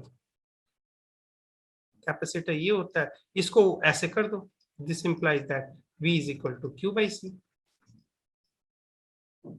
तो आपने V को कैसे लिख दिया, Q बाई C, हाँ सर रेशियो लिख सकते हैं, Q बाई C लिख दिया, और DQ के टर्म्स में आपको इंटीग्रेट करना था, तो इसी के लिए हमको बेनिफिट मिल जा रहा है, यहाँ क्यू के टर्म्स में आ गया। हाँ, सी कांस्टेंट बना है पूरे रास्ते में सर, आपको ने खुद बोला कि चार्ज का वो फंक्शन है ही नहीं C. C is not a function of Q, not even V, it's not a function of Q और वी। तो अगर क्यू और वी पे नहीं है तो इंटीग्रेशन के वेरिएबल पे डिपेंड नहीं होता है, तो वो बाहर आ गया। तो 1/c इंटीग्रेशन जीरो चार्ज से स्टार्ट किए थे, कैपिटल क्यू चार्ज तक गया। कैपिटल क्यू चार्ज कब होगा? जो बैटरी का जो ईएमएफ है, जो सी तो कांस्टेंट बना रहेगा, इनटू बैटरी का जो ईएमएफ है उस तक गया, वो होगा कैपिटल क्यू। तो उस तक हमने भरा। तो लास्ट में हमें सॉल्व करके जो वर्क आता है वो आता है Q²/2C। इन चीजों को मैं ज्यादा डेप्थ में आपको नहीं लेके जा रहा हूं, क्योंकि आपको जो मेन फॉर्मूला है वो ऐसे याद रखना है। आज से आप याद रखिएगा, energy store in a capacitor ये होता है Q²/2C। लेकिन ये भी याद नहीं करने के लिए कहूंगा, आपको कहूंगा इसी को थोड़ा मैनिपुलेट करते हैं। एनर्जी स्टोर यानी E लिखते हैं। Q को आप क्या लिख सकते हैं? Q को क्या आप लिख सकते हैं, अगर आपने C = Q/V लिखा है, यानी आप क्या बोल रहे हो? अगर आपके पास C मालूम है, Q मालूम है, तो आप V को निकाल सकते हो, यही बोल रहे हो ना? अगर आपके पास V मालूम है, Q मालूम है, तो आप C को निकाल सकते हो। यानी ये तीनों की जोड़ी एक हमेशा बनी रहती है, आप एक दूसरे को बता सकते हो। यहां पे आप बोल रहे हो Q मालूम है, C मालूम है, मैं बोल रहा हूं कि इसको क्या कर दो, Q को हटा दो, सिर्फ और C और V मालूम होना चाहिए आपको। C और V कैसे मालूम होगा? अगर मान ले आपके पास C और V नहीं दिया है डायरेक्टली, आपको Q के टर्म्स में दिया है, तो यहां से फॉर्मूला लगा देंगे C = Q/V। इसके हेल्प से आप निकाल लोगे। आपको Q दे रखा है, आपको V दे रखा है, तो आप C निकाल लोगे। और जैसे ही आपके पास C मालूम चल गया, V मालूम दे ही रखा है, तो उसके बाद आपको यहाँ पे देखो मॉडिफिकेशन कर देते हैं। Q की जगह आप क्या लिख सकते हो? CV। तो CV रख दिया होल स्क्वायर इंटू नीचे में half C, this is equal to this one. अब इसको आप लिख सकते हो हाफ C से एक C कैंसिल, यानी C और V स्क्वायर रह गया। तो आप इसको लिख सकते हो हाफ CV²। क्या ये काइनेटिक एनर्जी की तरह मैच करता है कुछ, हाफ mv² वाला टाइप का? आपको याद करने के तरीके में याद रहेगा कि नहीं कि अच्छा, energy store in a capacitor is equal to half CV²। m को C से रिप्लेस करना है, छोटा v को बड़ा v से रिप्लेस करना है, फॉर्मूला तैयार, energy store in a capacitor. अब बोलोगे सर C और V नहीं मालूम है मुझे, हमको Q के टर्म्स में दिया हुआ है, हम निकाल लेंगे, ये फॉर्मूला याद रहेगा हमेशा। ये बात समझ में आ गई सबको? Yes sir. सबको कोई डाउट है किसी को? No, sir. देखो यही वाली बात है, आपको ये चीज एक्चुअली हमेशा मालूम रहती है। आप जिस तरीके से लिखना चाहते हो, इसी को आप इसके टर्म्स में लिखे हो, Q और C के टर्म्स में लिखे हो। अगर आप इसी को क्या कर दो, Q को रिप्लेस कर दोगे, हटा दोगे, तो CV के टर्म्स में लिख रहे हो, यानी C और V के टर्म्स में। लेकिन आपके पास कितने ऑप्शन है? Q, C और V, इसमें से बस दो मालूम होना चाहिए। तो दो मालूम होना चाहिए, तो इसमें से दो कॉम्बिनेशंस क्या क्या हो सकते हैं? या तो आपको ये मालूम हो तो आप ये फॉर्मूला लगाओगे, या तो आपके पास ये मालूम हो, दो कॉम्बिनेशन C और V ले लिया तो ये लगा दोगे, या तो आपके पास Q और V मालूम हो, यही तीन कॉम्बिनेशन पॉसिबल है ना, इन तीन में से दो को उठाना है, तो ये मालूम है तो ये लगा दिया। लेकिन मैं बोलूं कि ऐसे में याद करूं ही क्यों, मैं ये ही याद रखूंगा। मेरे पास मान लो कि आपने बोला कि आपके पास C और V नहीं मालूम होगा एक्सप्लिसिटली, तो मैं निकाल लूंगा भैया। आपको आपने दे रखा होगा Q, यहाँ पे Q और C दे रखा है, यही कर रखा है ना, तो आपने ये डायरेक्ट फॉर्मूला लगाया। मैं बोलूंगा 1 मिनट का काम है, C = Q/V रखना है, यहां से V निकाल लूंगा, V C दिया हुआ है, V मालूम चल जाएगा, ये फॉर्मूला लगा दूंगा। ये याद रखने में मुझे आसान है। आज मुझे एग्जामिनेशन थोड़ी देना है, मुझे तो मई में एग्जामिनेशन में देना है, जून में देना है, ये अप्रैल में देना है, उस समय के लिए याद रखो ना, अभी से अभी के उस हिसाब से सोच के चलो ना। तो मुझे क्यों ये फॉर्मूला बेस इसलिए लग रहा है क्योंकि हम मेरे को हमेशा काइनेटिक एनर्जी वाले फॉर्मूला हमेशा याद रहेगी, हाफ एम बी स्क्वायर, उसके लिए याद रखने के लिए यहाँ एम की जगह सी से रिप्लेस हो सकता है सर, और स्मॉल बी को कैपिटल बी से। हाँ याद रखूंगा कि सी क्या है, capacitor, capacitance of a capacitor, parallel plate capacitor. V क्या है, the potential difference across this one. और ये कब तक जब पहुंचती है, ये किसके बराबर हो जाती है, बैटरी के ईएमएफ के बराबर होती है। या दिया हुआ होगा कि एक कैपेसिटर को वी नॉट तक चार्ज किया गया है, तो बताओ उसके अंदर एनर्जी कितना स्टोर होगा, उसकी कैपेसिटेंस अगर सी है तो आप बोलोगे half C V naught square.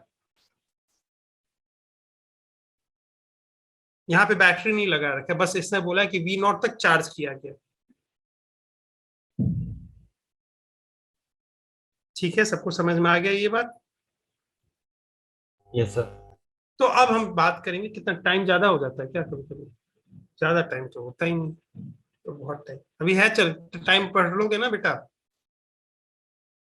कोई यस सर। दिक्कत विक्कत तो नहीं ना घर का कुछ? अब देखो एक दो भाग जाते हैं तुरंत भाग के, सर बोल रहे हैं पढ़ने के लिए, सर को मालूम नहीं कि मैंने कोरोसिन खा के बैठा हुआ हूँ और पढ़ रहा हूँ, पेरेंट्स मुझे डरा के बैठाए हुए। ये है कि 8:30 बजे छुट्टी है, पता नहीं क्यों क्या करते हैं, इनको भी कुछ काम है नहीं, और मेरे को तो बहुत काम है। अभी मैसेज बात करना है, दोस्त को बताना है कि क्लास ओवर हो गया है, उसको समझाना है, उसके दुख को सुनना है कि नहीं? चलो यार कोई बात नहीं। तो हमने अब आपको कैपेसिटर के इनर मैकेनिज्म के बारे में बताया कि प्लेट्स कैसे बने हुए हैं, उसके अंदर हर प्लेट के ऊपर क्या चार्ज है, कैपेसिटर के ऊपर कैसा चार्ज को बोलेंगे, कब तक वो किस, अगर उनके बीच में पोटेंशियल, पैरेलल प्लेट के बीच में जो पोटेंशियल डिफरेंस है उसको कैसे मेजर करते हैं, और अंदर में एक यूनिफॉर्म फील्ड बन रही है, बाहर कोई फील्ड नहीं है, इसके ऊपर ये वो सब बात करें। अब इसको सर्किट क्या एक कंपोनेंट की तरह बिहेव करवाएंगे। अभी तक जो हमने इलेक्ट्रोस्टैटिक व्यू दिया था उसके ऊपर, ये चार्ज आ रही है इसके ऊपर बन रही है, तो इस कारण से फील्ड बन रही है, ये हो रहा है वो हो रहा है। अब इसको एक कंपोनेंट ऑफ अ सर्किट मानेंगे कैपेसिटर को। तो कैपेसिटर को हमेशा जब कंपोनेंट ऑफ ये सर्किट मानेंगे तो रिप्रेजेंट कैसे करते हैं, तो पैरेलल लाइन, दो पैरेलल लाइन सेगमेंट, इससे क्या करते हैं, कैपेसिटर को रिप्रेजेंट करते हैं। कौन सा मालूम चलेगा प्लस है या निगेटिव, आपको एक्सप्लिसिटली लिखना पड़ेगा फर्स्ट। इसी की तरह दिखता हुआ बैटरी भी है, लेकिन उसमें एक लंबी होती है एक छोटी होती है। जो लंबी होती है वो पॉजिटिव टर्मिनल होती है, जो छोटी होती है वो निगेटिव टर्मिनल होती है। निगेटिव टर्मिनल मतलब क्या होता है सर, कि लो पोटेंशियल पे होती है वो प्लेट, और पॉजिटिव मतलब हाई पोटेंशियल का प्लेट होता है।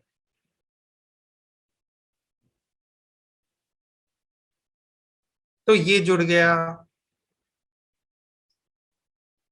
और ये आपके पास एक कंप्लीट सर्किट बन गई, जिसके अंदर कौन कौन से एलिमेंट है, दो कंपोनेंट है, दो एलिमेंट है, एक बैटरी है एक कैपेसिटर है।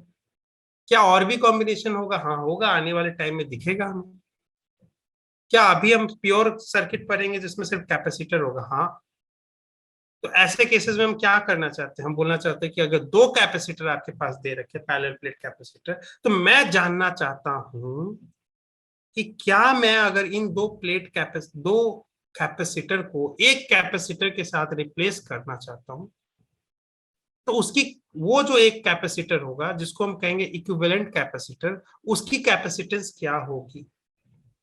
इसका अर्थ सर, इसका अर्थ ये है कि ये दो कैपेसिटर है ना, ठीक है ना, इन दो कैपेसिटर को हम बैटरी से जोड़ते हैं। बैटरी इसको क्या कहेगी कि देखो भैया हम क्या करेंगे, तुमको अगर तुम अनचार्ज हो पूरी तरह से मानते हैं, या कुछ आपको कभी कभी बीच में क्वेश्चन भी दिया जाए कुछ चार्ज होके देते हैं, यानी प्लस इसके ऊपर कुछ चार्ज रहता है, इसके ऊपर एक अनचार्ज होगा पूरी तरह से, लेकिन जनरली नीट वालों के लिए अनचार्ज ही रहते हैं क्वेश्चंस में। तो आपके पास एक अनचार्ज कैपेसिटर दे रखा है 1, दूसरा अनचार्ज कैपेसिटर 2 दे रखा है। तो आपको क्या करेगी बैटरी, यहां से एक क्यू चार्ज भेजेगी,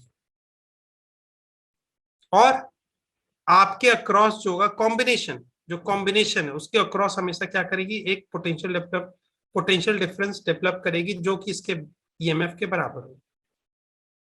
अब मैं बोल रहा हूं कि इसके इक्विवेलेंट एक सर्किट में ड्रॉ करता हूं कि आपने क्या किया कि एक दो कैपेसिटर की जगह अब आपने एक कैपेसिटर यूज किया, इसके जो कैपेसिटेंस होगा वो सी इक्विवेलेंट होगा, और इसको मैंने बैटरी के क्रॉस जोड़ा, जैसे आपकी पहली बैटरी थी, जैसे जैसे ये बैटरी वैसे बैटरी मैंने चेंज नहीं की।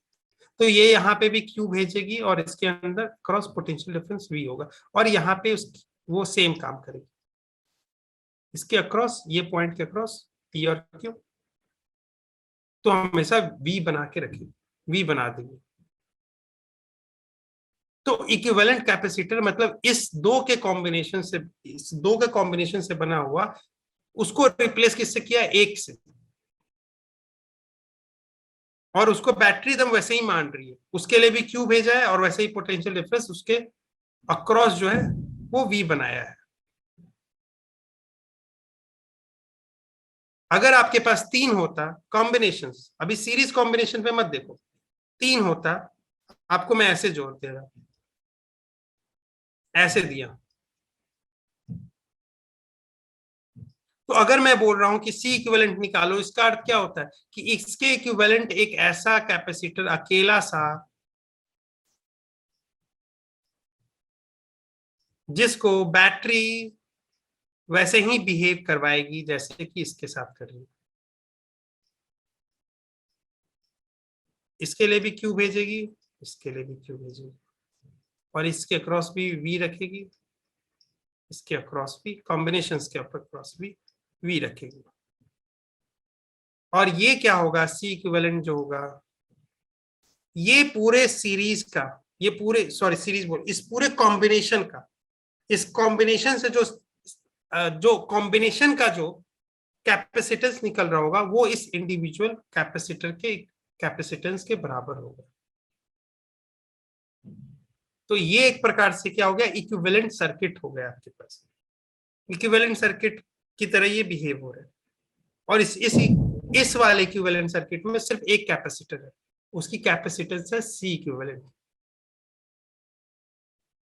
ये बात समझ में आ गया, हमारा पर्पस क्या है, एक कैपेसिटर से रिप्लेस करना, बाकी सब जितने भी कॉम्बिनेशन बन के आ रहे हैं उसको एक कैपेसिटर से निकाल देना। अब उस कैपेसिटर से निकाल देना, उसकी कैपेसिटेंस क्या होनी चाहिए जो कि सेम इफेक्ट प्रोड्यूस करे जो इस कॉम्बिनेशन से बन रही है। समझ में आ गया आपको?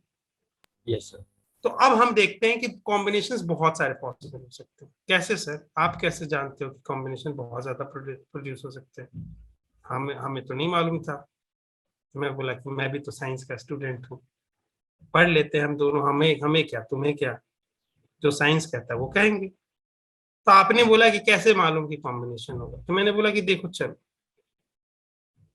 क्या ये कॉम्बिनेशन हो सकते हैं क्या, दो हमने लिया है, तो एक ऐसा वाला कि एक का टर्मिनल दूसरे के टर्मिनल के साथ जुड़ रहा है, ठीक है, लेकिन दूसरा वाला जो टर्मिनल है, मतलब एक कैपेसिटर, इस कैपेसिटर को लेते हैं, इस कैपेसिटर के दो टर्मिनल हो गए, एक टर्मिनल क्या है, दूसरे वाले कैपेसिटर के साथ जुड़ा हुआ है, लेकिन दूसरा वाला टर्मिनल बैटरी के साथ जुड़ा हुआ है। अब मैं इस कॉम्बिनेशन को अलग ढंग से बनाता हूं कि इस बार क्या किया कि दोनों जो टर्मिनल है वो क्या है, दूसरे वाले कैपेसिटर के टर्मिनल से ही जुड़े हुए हैं।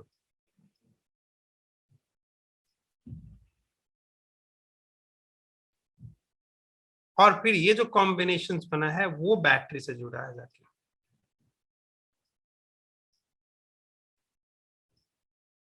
तो आपने बोला कि हाँ सर डिफरेंस तो लग रहा है। हमने पहले वाले में क्या किया, तब ऐसे बनाया था सीरीज की तरह, एक हाथ तुम मेरा पकड़ो, फिर तुम क्या करो, एक हाथ से मैंने तुम्हें जो पकड़ा है, फिर तुम्हारा जो दूसरा हाथ होगा तुम मेरे लिए मत दो, तुम दूसरे के लिए दो, तभी तो सीरीज बनते जाएगा। तो ऐसे कॉम्बिनेशन दो के साथ हमने देखा, दो कैपेसिटर से किया है, तीन कैपेसिटर के साथ, हाँ सर हो सकता है सर, देखो ऐसा, ये कॉम्बिनेशन हो गया सर। दूसरा कॉम्बिनेशन सर ये हो गया।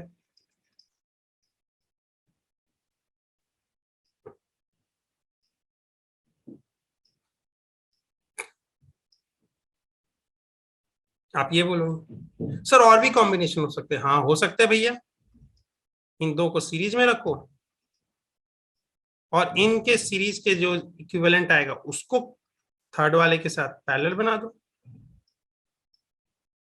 यानी बहुत सारे पॉसिबल वे आ रहे हैं हमारे पास। कैपेसिटर को, सेम कैपेसिटर को C1 C2 C3 को ही हम अलग अलग ढंग से कंबाइन कर पा रहे हैं।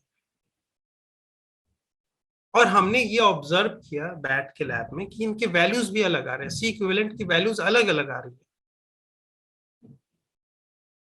यानी हमें क्या समझना पड़ेगा कि इनके कॉम्बिनेशंस अगर हम जिस हिसाब से बनाएंगे उस हिसाब से सी इक्विवेलेंट भी बन के आएगा। अगर हमने सीरीज में लगाया है तो सीरीज वाला आएगा, पैरेलल लगाया है तो पैरेलल वाला आएगा, अगर मिक्स लगाया है तो मिक्स्ड वाला आएगा। सेम स्टोरी आपको रेसिस्टर के साथ भी मिलेगी, से रेसिस्टर का भी होता है। लेकिन यहाँ पे एक अनोखा चीज आएगा नजर, जो कि हमेशा ध्यान में रखिएगा आपको।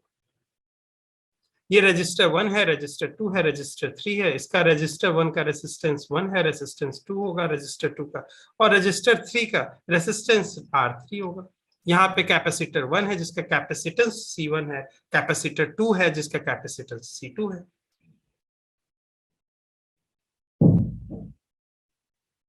ठीक है, तो सीरीज कॉम्बिनेशंस में आपको एक और बात मालूम चलेगी। ठीक है सर, आप आगे बढ़ाओ सर। पैरेलल कॉम्बिनेशंस ऐसा होगा, क्या किया कि दोनों के टर्मिनल्स को एक साथ ज्वाइन किया, ये रहा इसका टर्मिनल इसी के साथ ज्वाइन किया। दूसरा वाला को बोला कि नहीं नहीं भाई दूसरा हाथ भी मुझे ही दो, बोला ले लो।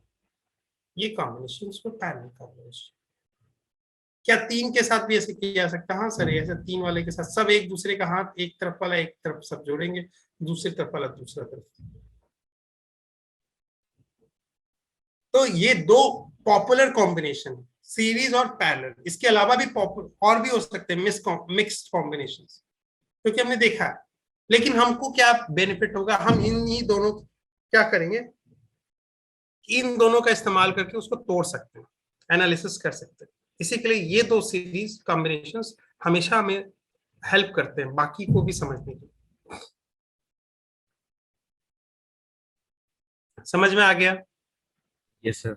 अगर समझ में आ गया तो चलो देखो, अगर हमारे पास तीन कैपेसिटर, इनको हमने सीरीज में कंबाइन किया, ठीक है, अगर हमने इनको बैटरी से जोड़ दिया और कनेक्शन बना दिया, तो क्या यहां से चार्ज जो Q चलेगा वो इस प्लेट पे आएगा? इस प्लेट पे आएगा, तो यहां पे भी -Q रखना पड़ेगा, क्योंकि भैया यहाँ पे जो पैरेलल प्लेट के जानते हैं कि हमेशा यहाँ पे अगर +1 है तो यहाँ -1 होना पड़ेगा, राइट? नहीं तो हम कैसे बोलेंगे? अगर मान लो कि दोनों में डिफरेंस है तो चार्ज होना कैपेसिटर क्या बोल देंगे? अगर मान लो मैं +2 है -3 है दूसरे प्लेट पे, चार्ज होना कैपेसिटर, अरे यार 2 है 3 क्या बोलूं, नहीं मालूम। लेकिन मैं बोलूं +2 है -2 है, तो मैग्नीट्यूड वाइज चार्ज कितना है? 2 है सर, 2 कूलम है चार्ज कैपेसिटर में। तो ये पॉसिबल नहीं होगा, ये होता है। तो यहाँ +Q है तो -Q होगा ही होगा। पैरेलल प्लेट में हम देखे भी थे, हमने एक को सिग्मा माना है प्लस सिग्मा, तो एक को माइनस सिग्मा माना है।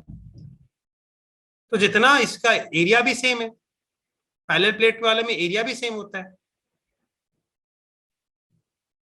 तो यहाँ पे जितना उतना इस पे -Q आएगा। जब -Q आएगा तो सर आप पहले जो ये कैपेसिटर रखे हुए थे, क्या वो न्यूट्रल थे कि नहीं? उनके ऊपर कोई चार्ज नहीं था। ये तो बैटरी भाई साहब इधर चार्ज भेजे हैं अभी +Q, तो इसने +Q ने क्या किया, इंड्यूस कर दिया इस पे -Q। अब -Q जब किया है तो ये तो पूरा सेक्शन जो था, ये पूरा सेक्शन ये तो कहीं से जुड़ा हुआ नहीं था भैया।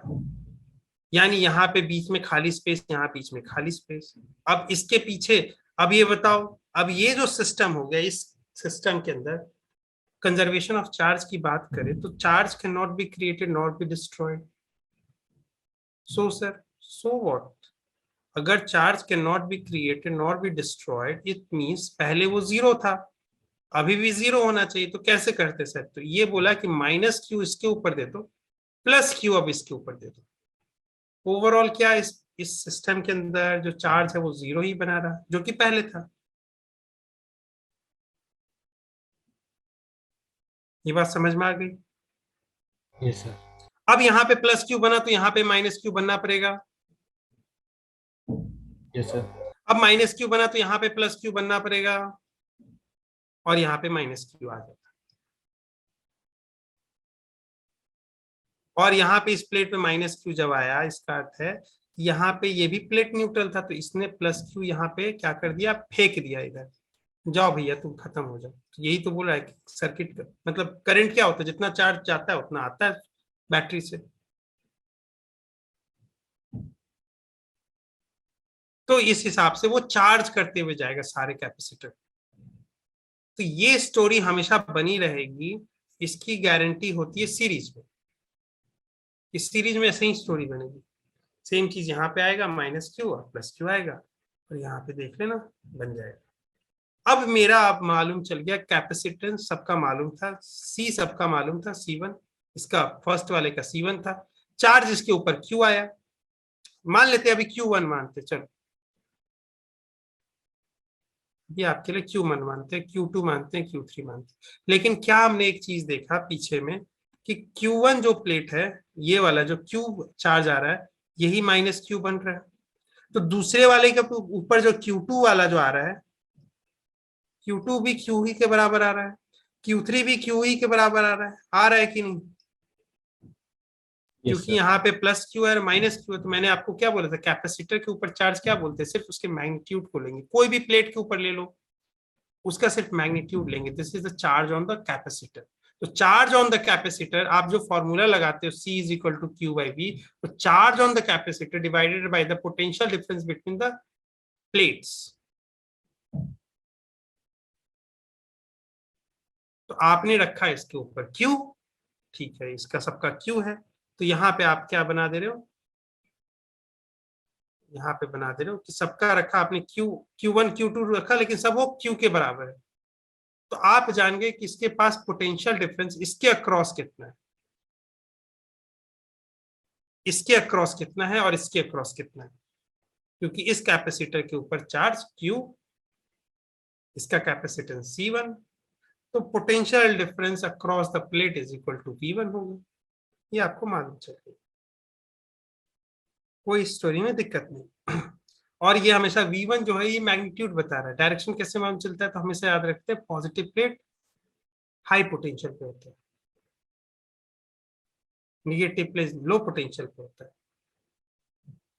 तो हमेशा ये चीज याद रखेंगे कि मैग्नीट्यूड में Q बाई C1, लेकिन ये पॉजिटिव, तभी ये पॉजिटिव दे रहा है, यानी हाई पोटेंशियल वाले को ऊपर रखेंगे और लो पोटेंशियल वाले को नीचे रखेंगे।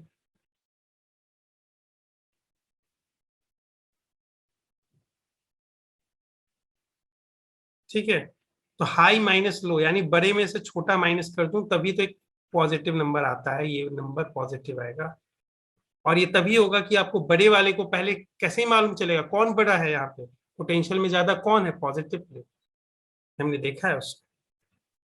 तो ये हो गया आपके पास ऐसा है। एक चीज आप समझ लेना, जो वी है ना, ये चीज हम किरचॉफ जब आपको केवीएल लगाऊंगा, किरचॉफ वोल्टेज लॉ जो आपके पास बताऊंगा, लूप लगाऊंगा, उसमें आपको ये भी चीज आएगी नजर। लेकिन आपको याद रखना, जो बैटरी का जो पोटेंशियल है वो एक्चुअली 3 पार्ट में बट गया, इसके अक्रॉस, इसके अक्रॉस और इसके अक्रॉस, और इन तीनों का समेशन जो होगा वो बराबर होगा ईएमएफ के बराबर। ये आपको कैसे मैं बताता हूं, एक चीज आप देखना, करंट में जब आपके पास यहां से आप मानते हो पोटेंशियल यहाँ पे टर्मिनल का, तो मानते हैं कि यहाँ से चले, यहाँ पे चले, यहाँ पे चले, यहाँ पे चले, यहाँ पे चले। यहाँ से क्या होता है, यहाँ से जैसे ही जाते हैं तो आपको ड्रॉप आता है। अगर करंट इसी डायरेक्शन में बह रहा है तो IR का ड्रॉप आता है।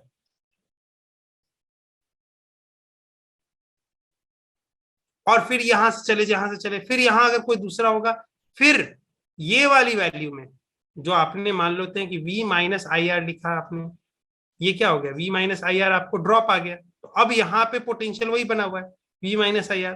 अब फिर दूसरे वाले से जैसे ही गुजरे, फिर से एक और माइनस करो, I माइनस, इसमें से R1 से गुजरे थे, इस बार R2 से गुजर रहे, ऐसे जा रहे धीरे धीरे। क्या हो रहा, पोटेंशियल जैसे से ये दूसरा ड्रॉप माना,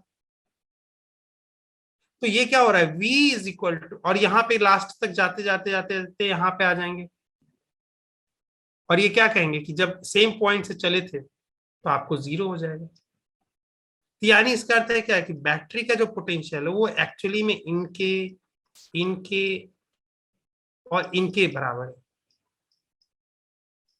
ये क्या होता है, ये V1 होता है, ये V2 होता है, और ये V3 होता है। इन छोटे छोटे छोटे छोटे छोटे जो पोटेंशियल डिफरेंस है, इन तीनों का समेशन ये बैटरी के पोटेंशियल डिफरेंस के बराबर होता है। सेम चीज होता है, यही बात है। V is equal to V1 plus V2 plus V3, ये होता है। अगर होता है ऐसा तो यहाँ V के जगह V1 की जगह मैं क्या रख दूं, Q/C1 रख दूं कि नहीं रख दूं। V2 की जगह अगर मैं रख दूं तो Q/C1 रख देता हूं, V1 की जगह लिख सकता हूं कि नहीं, लिख सकता हूं कि नहीं, ये बताओ। Yes sir. अब लिख सकता हूं। अब V क्या है, V EMF है बैटरी का। सर आपने एक और बात बोला था, इक्विवेलेंट कैपेसिटर वाला कॉन्सेप्ट। मैं अगर बोलूं इसी बैटरी से ये वो ऊपर वाला हट जा रहा है, तो ऊपर वाला सिस्टम नहीं है, मैं इसी बैटरी से एक C इक्विवेलेंट अगर ड्रॉ करता हूं, इसको कहता हूं C इक्विवेलेंट। ये कैपेसिटर है, इक्विवेलेंट कैपेसिटर, ठीक है। इसकी कैपेसिटेंस क्या होगी, C इक्विवेलेंट। अब मैं बोलूं यहां पे आपके पास C इक्विवेलेंट मालूम है, अब ये क्या करेगा, सेम चार्ज Q भेजेगा आपके पास,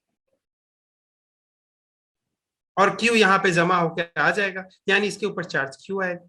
सेम स्टोरी होगी, वो भी यहां से जैसे Q भेजा था, Q इक्विवेलेंट सर्किट है ना, तो आपको बैटरी हमेशा ऐसे दिखेगी कि पता नहीं चल रहा है उसको कि आप कॉम्बिनेशन के लिए भेज रहे हो कि एक जो आपके इक्विवेलेंट कैपेसिटेंस होल्ड करता है, उस कैपेसिटर एक अकेले वाले को भेज रहे हैं, उसको नहीं मालूम चलेगा। तो Q गया और Q इसके ऊपर आ गया, तो इसके मालूम है कि मुझे Q मालूम है, Q इसके ऊपर चार्ज आ गया, C इक्विवेलेंट मालूम है, तो मैं इस बार क्या V को लिख सकता हूं क्या, जो पोटेंशियल डिफरेंस अक्रॉस यहाँ पे कैपेसिटर के अक्रॉस V है, C इक्विवेलेंट इसका कैपेसिटेंस है, Q इसके ऊपर चार्ज है, और पोटेंशियल डिफरेंस इसका EMF के बराबर है, V के बराबर है, इसको V ही बोलते हैं। अगर कुछ इसके सब्स्क्रिप्ट में नहीं लिख रहे हैं तो V है, यानी EMF के बराबर है। ये लिख सकता हूं ना, ये लिख सकता हूं कि नहीं, ये वाला बताओ। Yes sir. लिख सकता हूं, तो फिर यहाँ पे V को इससे रिप्लेस कर देता हूं। V को रिप्लेस कर दूंगा तो यहाँ पे आ जाएगा Q/C इक्विवेलेंट। अब मैं क्या, Q सबको कैंसिल हो जाएगा कि नहीं, तो क्या 1/C इक्विवेलेंट आपके पास 1/C1 plus 1/C2 plus 1/C3 आ रहा है कि नहीं,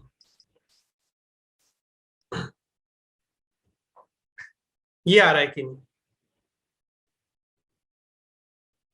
यानी सीरीज कॉम्बिनेशंस में, कैपेसिटर्स के सीरीज कॉम्बिनेशंस में अगर कैपेसिटेंस आपको सबका इंडिविजुअली मालूम है, तो आप याद रखिएगा 1/C इक्विवेलेंट, ना कि C equivalent, 1/C equivalent will be equal to 1/C1 plus 1/C2 plus 1/C3, क्योंकि आप जानते हो, रेसिस्टर भी पढ़ रखे हो, सीरीज कॉम्बिनेशन ऑफ रेजिस्टर क्या होता है, R इक्विवेलेंट वहां लिखते हैं, तो वहां लिखते हैं R1 plus R2 plus R3, जब रेजिस्टर सीरीज कॉम्बिनेशन में होता है तो। यानी एक बात हमेशा याद रखिएगा, सीरीज कॉम्बिनेशन बोलने से ही ये मैं नहीं बता सकता हूं कि उसका सी इक्विवेलेंट, ये उसका इक्विवेलेंट क्या होगा, जब तक ले मुझे उसका ये नहीं मालूम है कि कैपेसिटर का है कि रेसिस्टर का है। इसका अर्थ है कि आप कभी भी माइंड में ये मत सोचिएगा कि सीरीज बोलूं तो सबको जोड़ दूं, ऐसा नहीं सोचिएगा।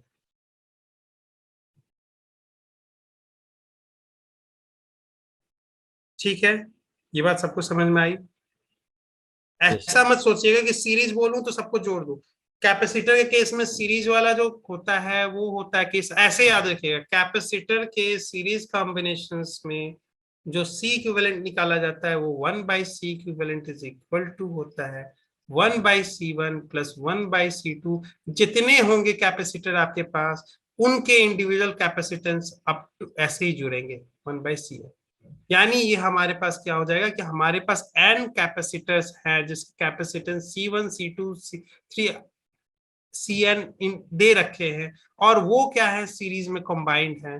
तो उनके जो इक्विवेलेंट, उससे जो एक जो कैपेसिटर जो इसको कहलाएगा इक्विवेलेंट कैपेसिटर, उसकी कैपेसिटेंस C इक्विवेलेंट कहलाएगी। वो ऐसे निकाल सकता हूं। ये बीच वाला चीजें थोड़ी सी भूल जाते हो तो कोई दिक्कत की बात नहीं, ये तो फॉर्मूला प्रूफ करने के लिए था, ये आपको हो सकता है बोर्ड्स में आएगा ये प्रूफ करने के लिए।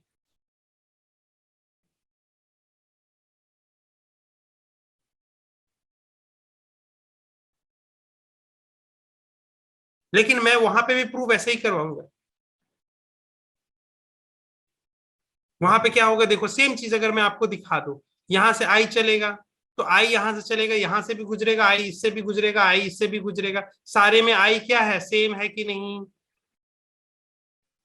Yes sir. तो आई सेम है, तो यहाँ पे R1 है, यहाँ पे R2 है, तो यहाँ पे अब पोटेंशियल ड्रॉप होगा, V1 होगा, यहाँ पे V2 होगा,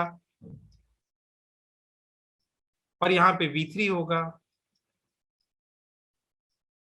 अब मैं बोलूं same story, V1 plus V2 plus V3, क्यों भाई? ये तो देखो, ये तो भाई किरचॉफ लॉ के अनुसार आ रहा है कि अगर इसके अगर मैं यहाँ पे पोटेंशियल, इसको उस समय में दिखाऊंगा, तो यानी इस कॉम्बिनेशन, इस तरीके का कॉम्बिनेशन बनेगा, तो V बराबर हमेशा V1 plus V2 plus V3 होगा। तो उसको फिर क्या कह रहे हैं कि उसको रेसिस्टर को एक दूसरे रेसिस्टर के साथ रिप्लेस कर रहे हैं, और बैटरी को मालूम नहीं चलेगा कि उसको मैंने इस धोखे में रख दिया और एक चेंज कर दिया, जिसको इक्विवेलेंट बोला है, R इक्विवेलेंट बना दिया है, उसको भी I वैसे ही भेजेगा। तो इस बार जो उसके अक्रॉस जो पोटेंशियल डिफरेंस है वो V है, बैटरी के बराबर। तो मैं अगर कह सकता हूं तो V is equal to I R equivalent, यहां पे वही चीज रख दूंगा, I R इक्विवेलेंट। यहां पे V1 जो होगा वो क्या हो जाएगा, I R1 plus I R2 plus I R3। I common, इस बार R equivalent is equal to R1 plus R2 plus R3। Same story चलिए,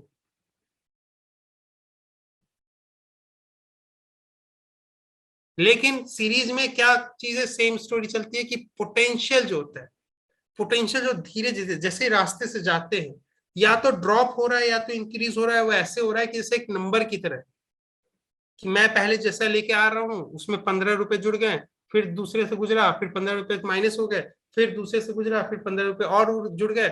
जैसे ही उसको एक कंप्लीट रास्ते पे से वैसे घूमते हुए फिर उस पॉइंट पे आता हूं, तो मुझे टोटल गेन और लॉस नहीं होना चाहिए। ये किरचॉफ वोल्टेज लॉ में अभी मैं बताऊंगा उस चीजों को। तो ये चीजें आपसे आप याद रखोगे कि यहाँ पे से ये देखो, ये मैंने क्या किया, R इक्विवेलेंट से इस सर्किट को मैंने तुरंत रिप्लेस कर दिया, इसको रिप्लेस कर दिया इससे, इसको कहते हैं इक्विवेलेंट सर्किट। इसमें सिर्फ एक ही कैपेसिटर है जिसकी कैपेसिटेंस C इक्विवेलेंट है, और ये गारंटी कर रही है कि इन तीनों के कैपेसिटेंस के बराबर ही वो बिहेव करेगी, इनके कॉम्बिनेशन के बराबर। इन तीनों के बराबर ऐसे में इनकम्प्लीट वे होगा, इनके कॉम्बिनेशन के बराबर। अगर इनका कॉम्बिनेशन ऐसा बना रहता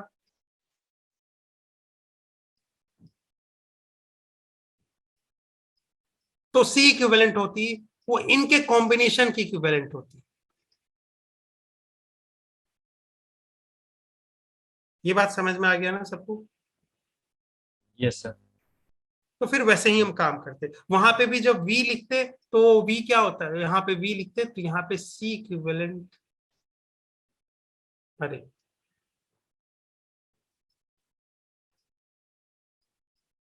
Q इसके ऊपर जो चार्ज होता और V इसका बैटरी का। कैसे बनता, ये बात सबको समझ में आ गई? तो फिर वही वाली बात है, सबको ऐसे ही निकालते। लेकिन हम इसके लिए फिर वैसे डेरिवेशंस में नहीं जाएंगे, इसके लिए हम अपना दिमाग अब लगाएंगे। कैसे? हम बोलते हैं इन दो के इक्विवेलेंट एक नया इक्विवेलेंट मानते हैं सी इक्विवेलेंट 1। क्या सी इक्विवेलेंट 1 जो कैपेसिटर होगा, जो नया एक सिंगल कैपेसिटर होगा, क्या ये कैपेसिटर और ये वाला थर्ड वाला पैरेलल में हो जाएंगे? तो फिर मैं इनका फिर पैरेलल कॉम्बिनेशंस निकाल लूंगा। तो ये देखो आपने सीखा है सिर्फ सीरीज और पैरेलल। अब देखो इसको आप इसके हेल्प से आप बना देते हो, ये दो कैपेसिटर सीरीज में, तो इनका एक इसको तुरंत रिप्लेस कर देंगे एक इक्विवेलेंट कैपेसिटर से, तो वो एक सिंगल कैपेसिटर बन गया जिसका अब सी इक्विवेलेंट रह गया। अब उसका C1 ना C2 रहा, उसका कैपेसिटेंस सी इक्विवेलेंट हो गया, और इसको 1 कहते हैं क्योंकि एक पहली बार ले रहे हैं। अब इसको इसके रिप्लेस कर दिया, अब ये वाला क्या हो गया, थर्ड वाले के साथ पैरेलल बन गया। अब इन दोनों का फिर हम कॉम्बिनेशन लेंगे और उसके हिसाब से एक नया इक्विवेलेंट कैपेसिटर निकालेंगे, उसको कहते हैं सी इक्विवेलेंट 2, और स्टोरी खत्म। यही तो हमें निकालनी थी, सी इक्विवेलेंट 2, यानी इनके कारण जो टोटल कॉम्बिनेशन के कारण जो बन रहा है एक सिंगल कैपेसिटर से रिप्लेस किया जा सके, जो इन कॉम्बिनेशन से प्रोड्यूस होता है इफेक्ट, वो सेम ये एक सिंगल कैपेसिटर कर सकता है। समझ में आ गया? तो सीरीज कॉम्बिनेशन आज हमने खत्म किया, अगले दिन मैं पैरेलल कॉम्बिनेशंस करवाऊंगा। ठीक है, तो अभी तक आप कैपेसिटर्स के ऊपर वाले जो क्वेश्चंस है जिसमें पीडी के बारे में, पोटेंशियल डिफरेंस के बारे में, फील्ड के बारे में, या आपके पास सी के बारे में आपको क्वेश्चंस हो रहे होंगे, वो सारे करते जाएंगे। या पैरेलल प्लेट के कैपेसिटर की कैपेसिटेंस क्या है, ये सब क्या है, वो क्या है। एक छोटा सा रहेगा जो डायलेक्ट्रिक्स आएगा तो कैसे होगा, वो चीज मैं थोड़ा सा आपको समझा दूंगा। ठीक है, लेकिन ये कॉम्बिनेशंस करने के बाद सारा कुछ होगा।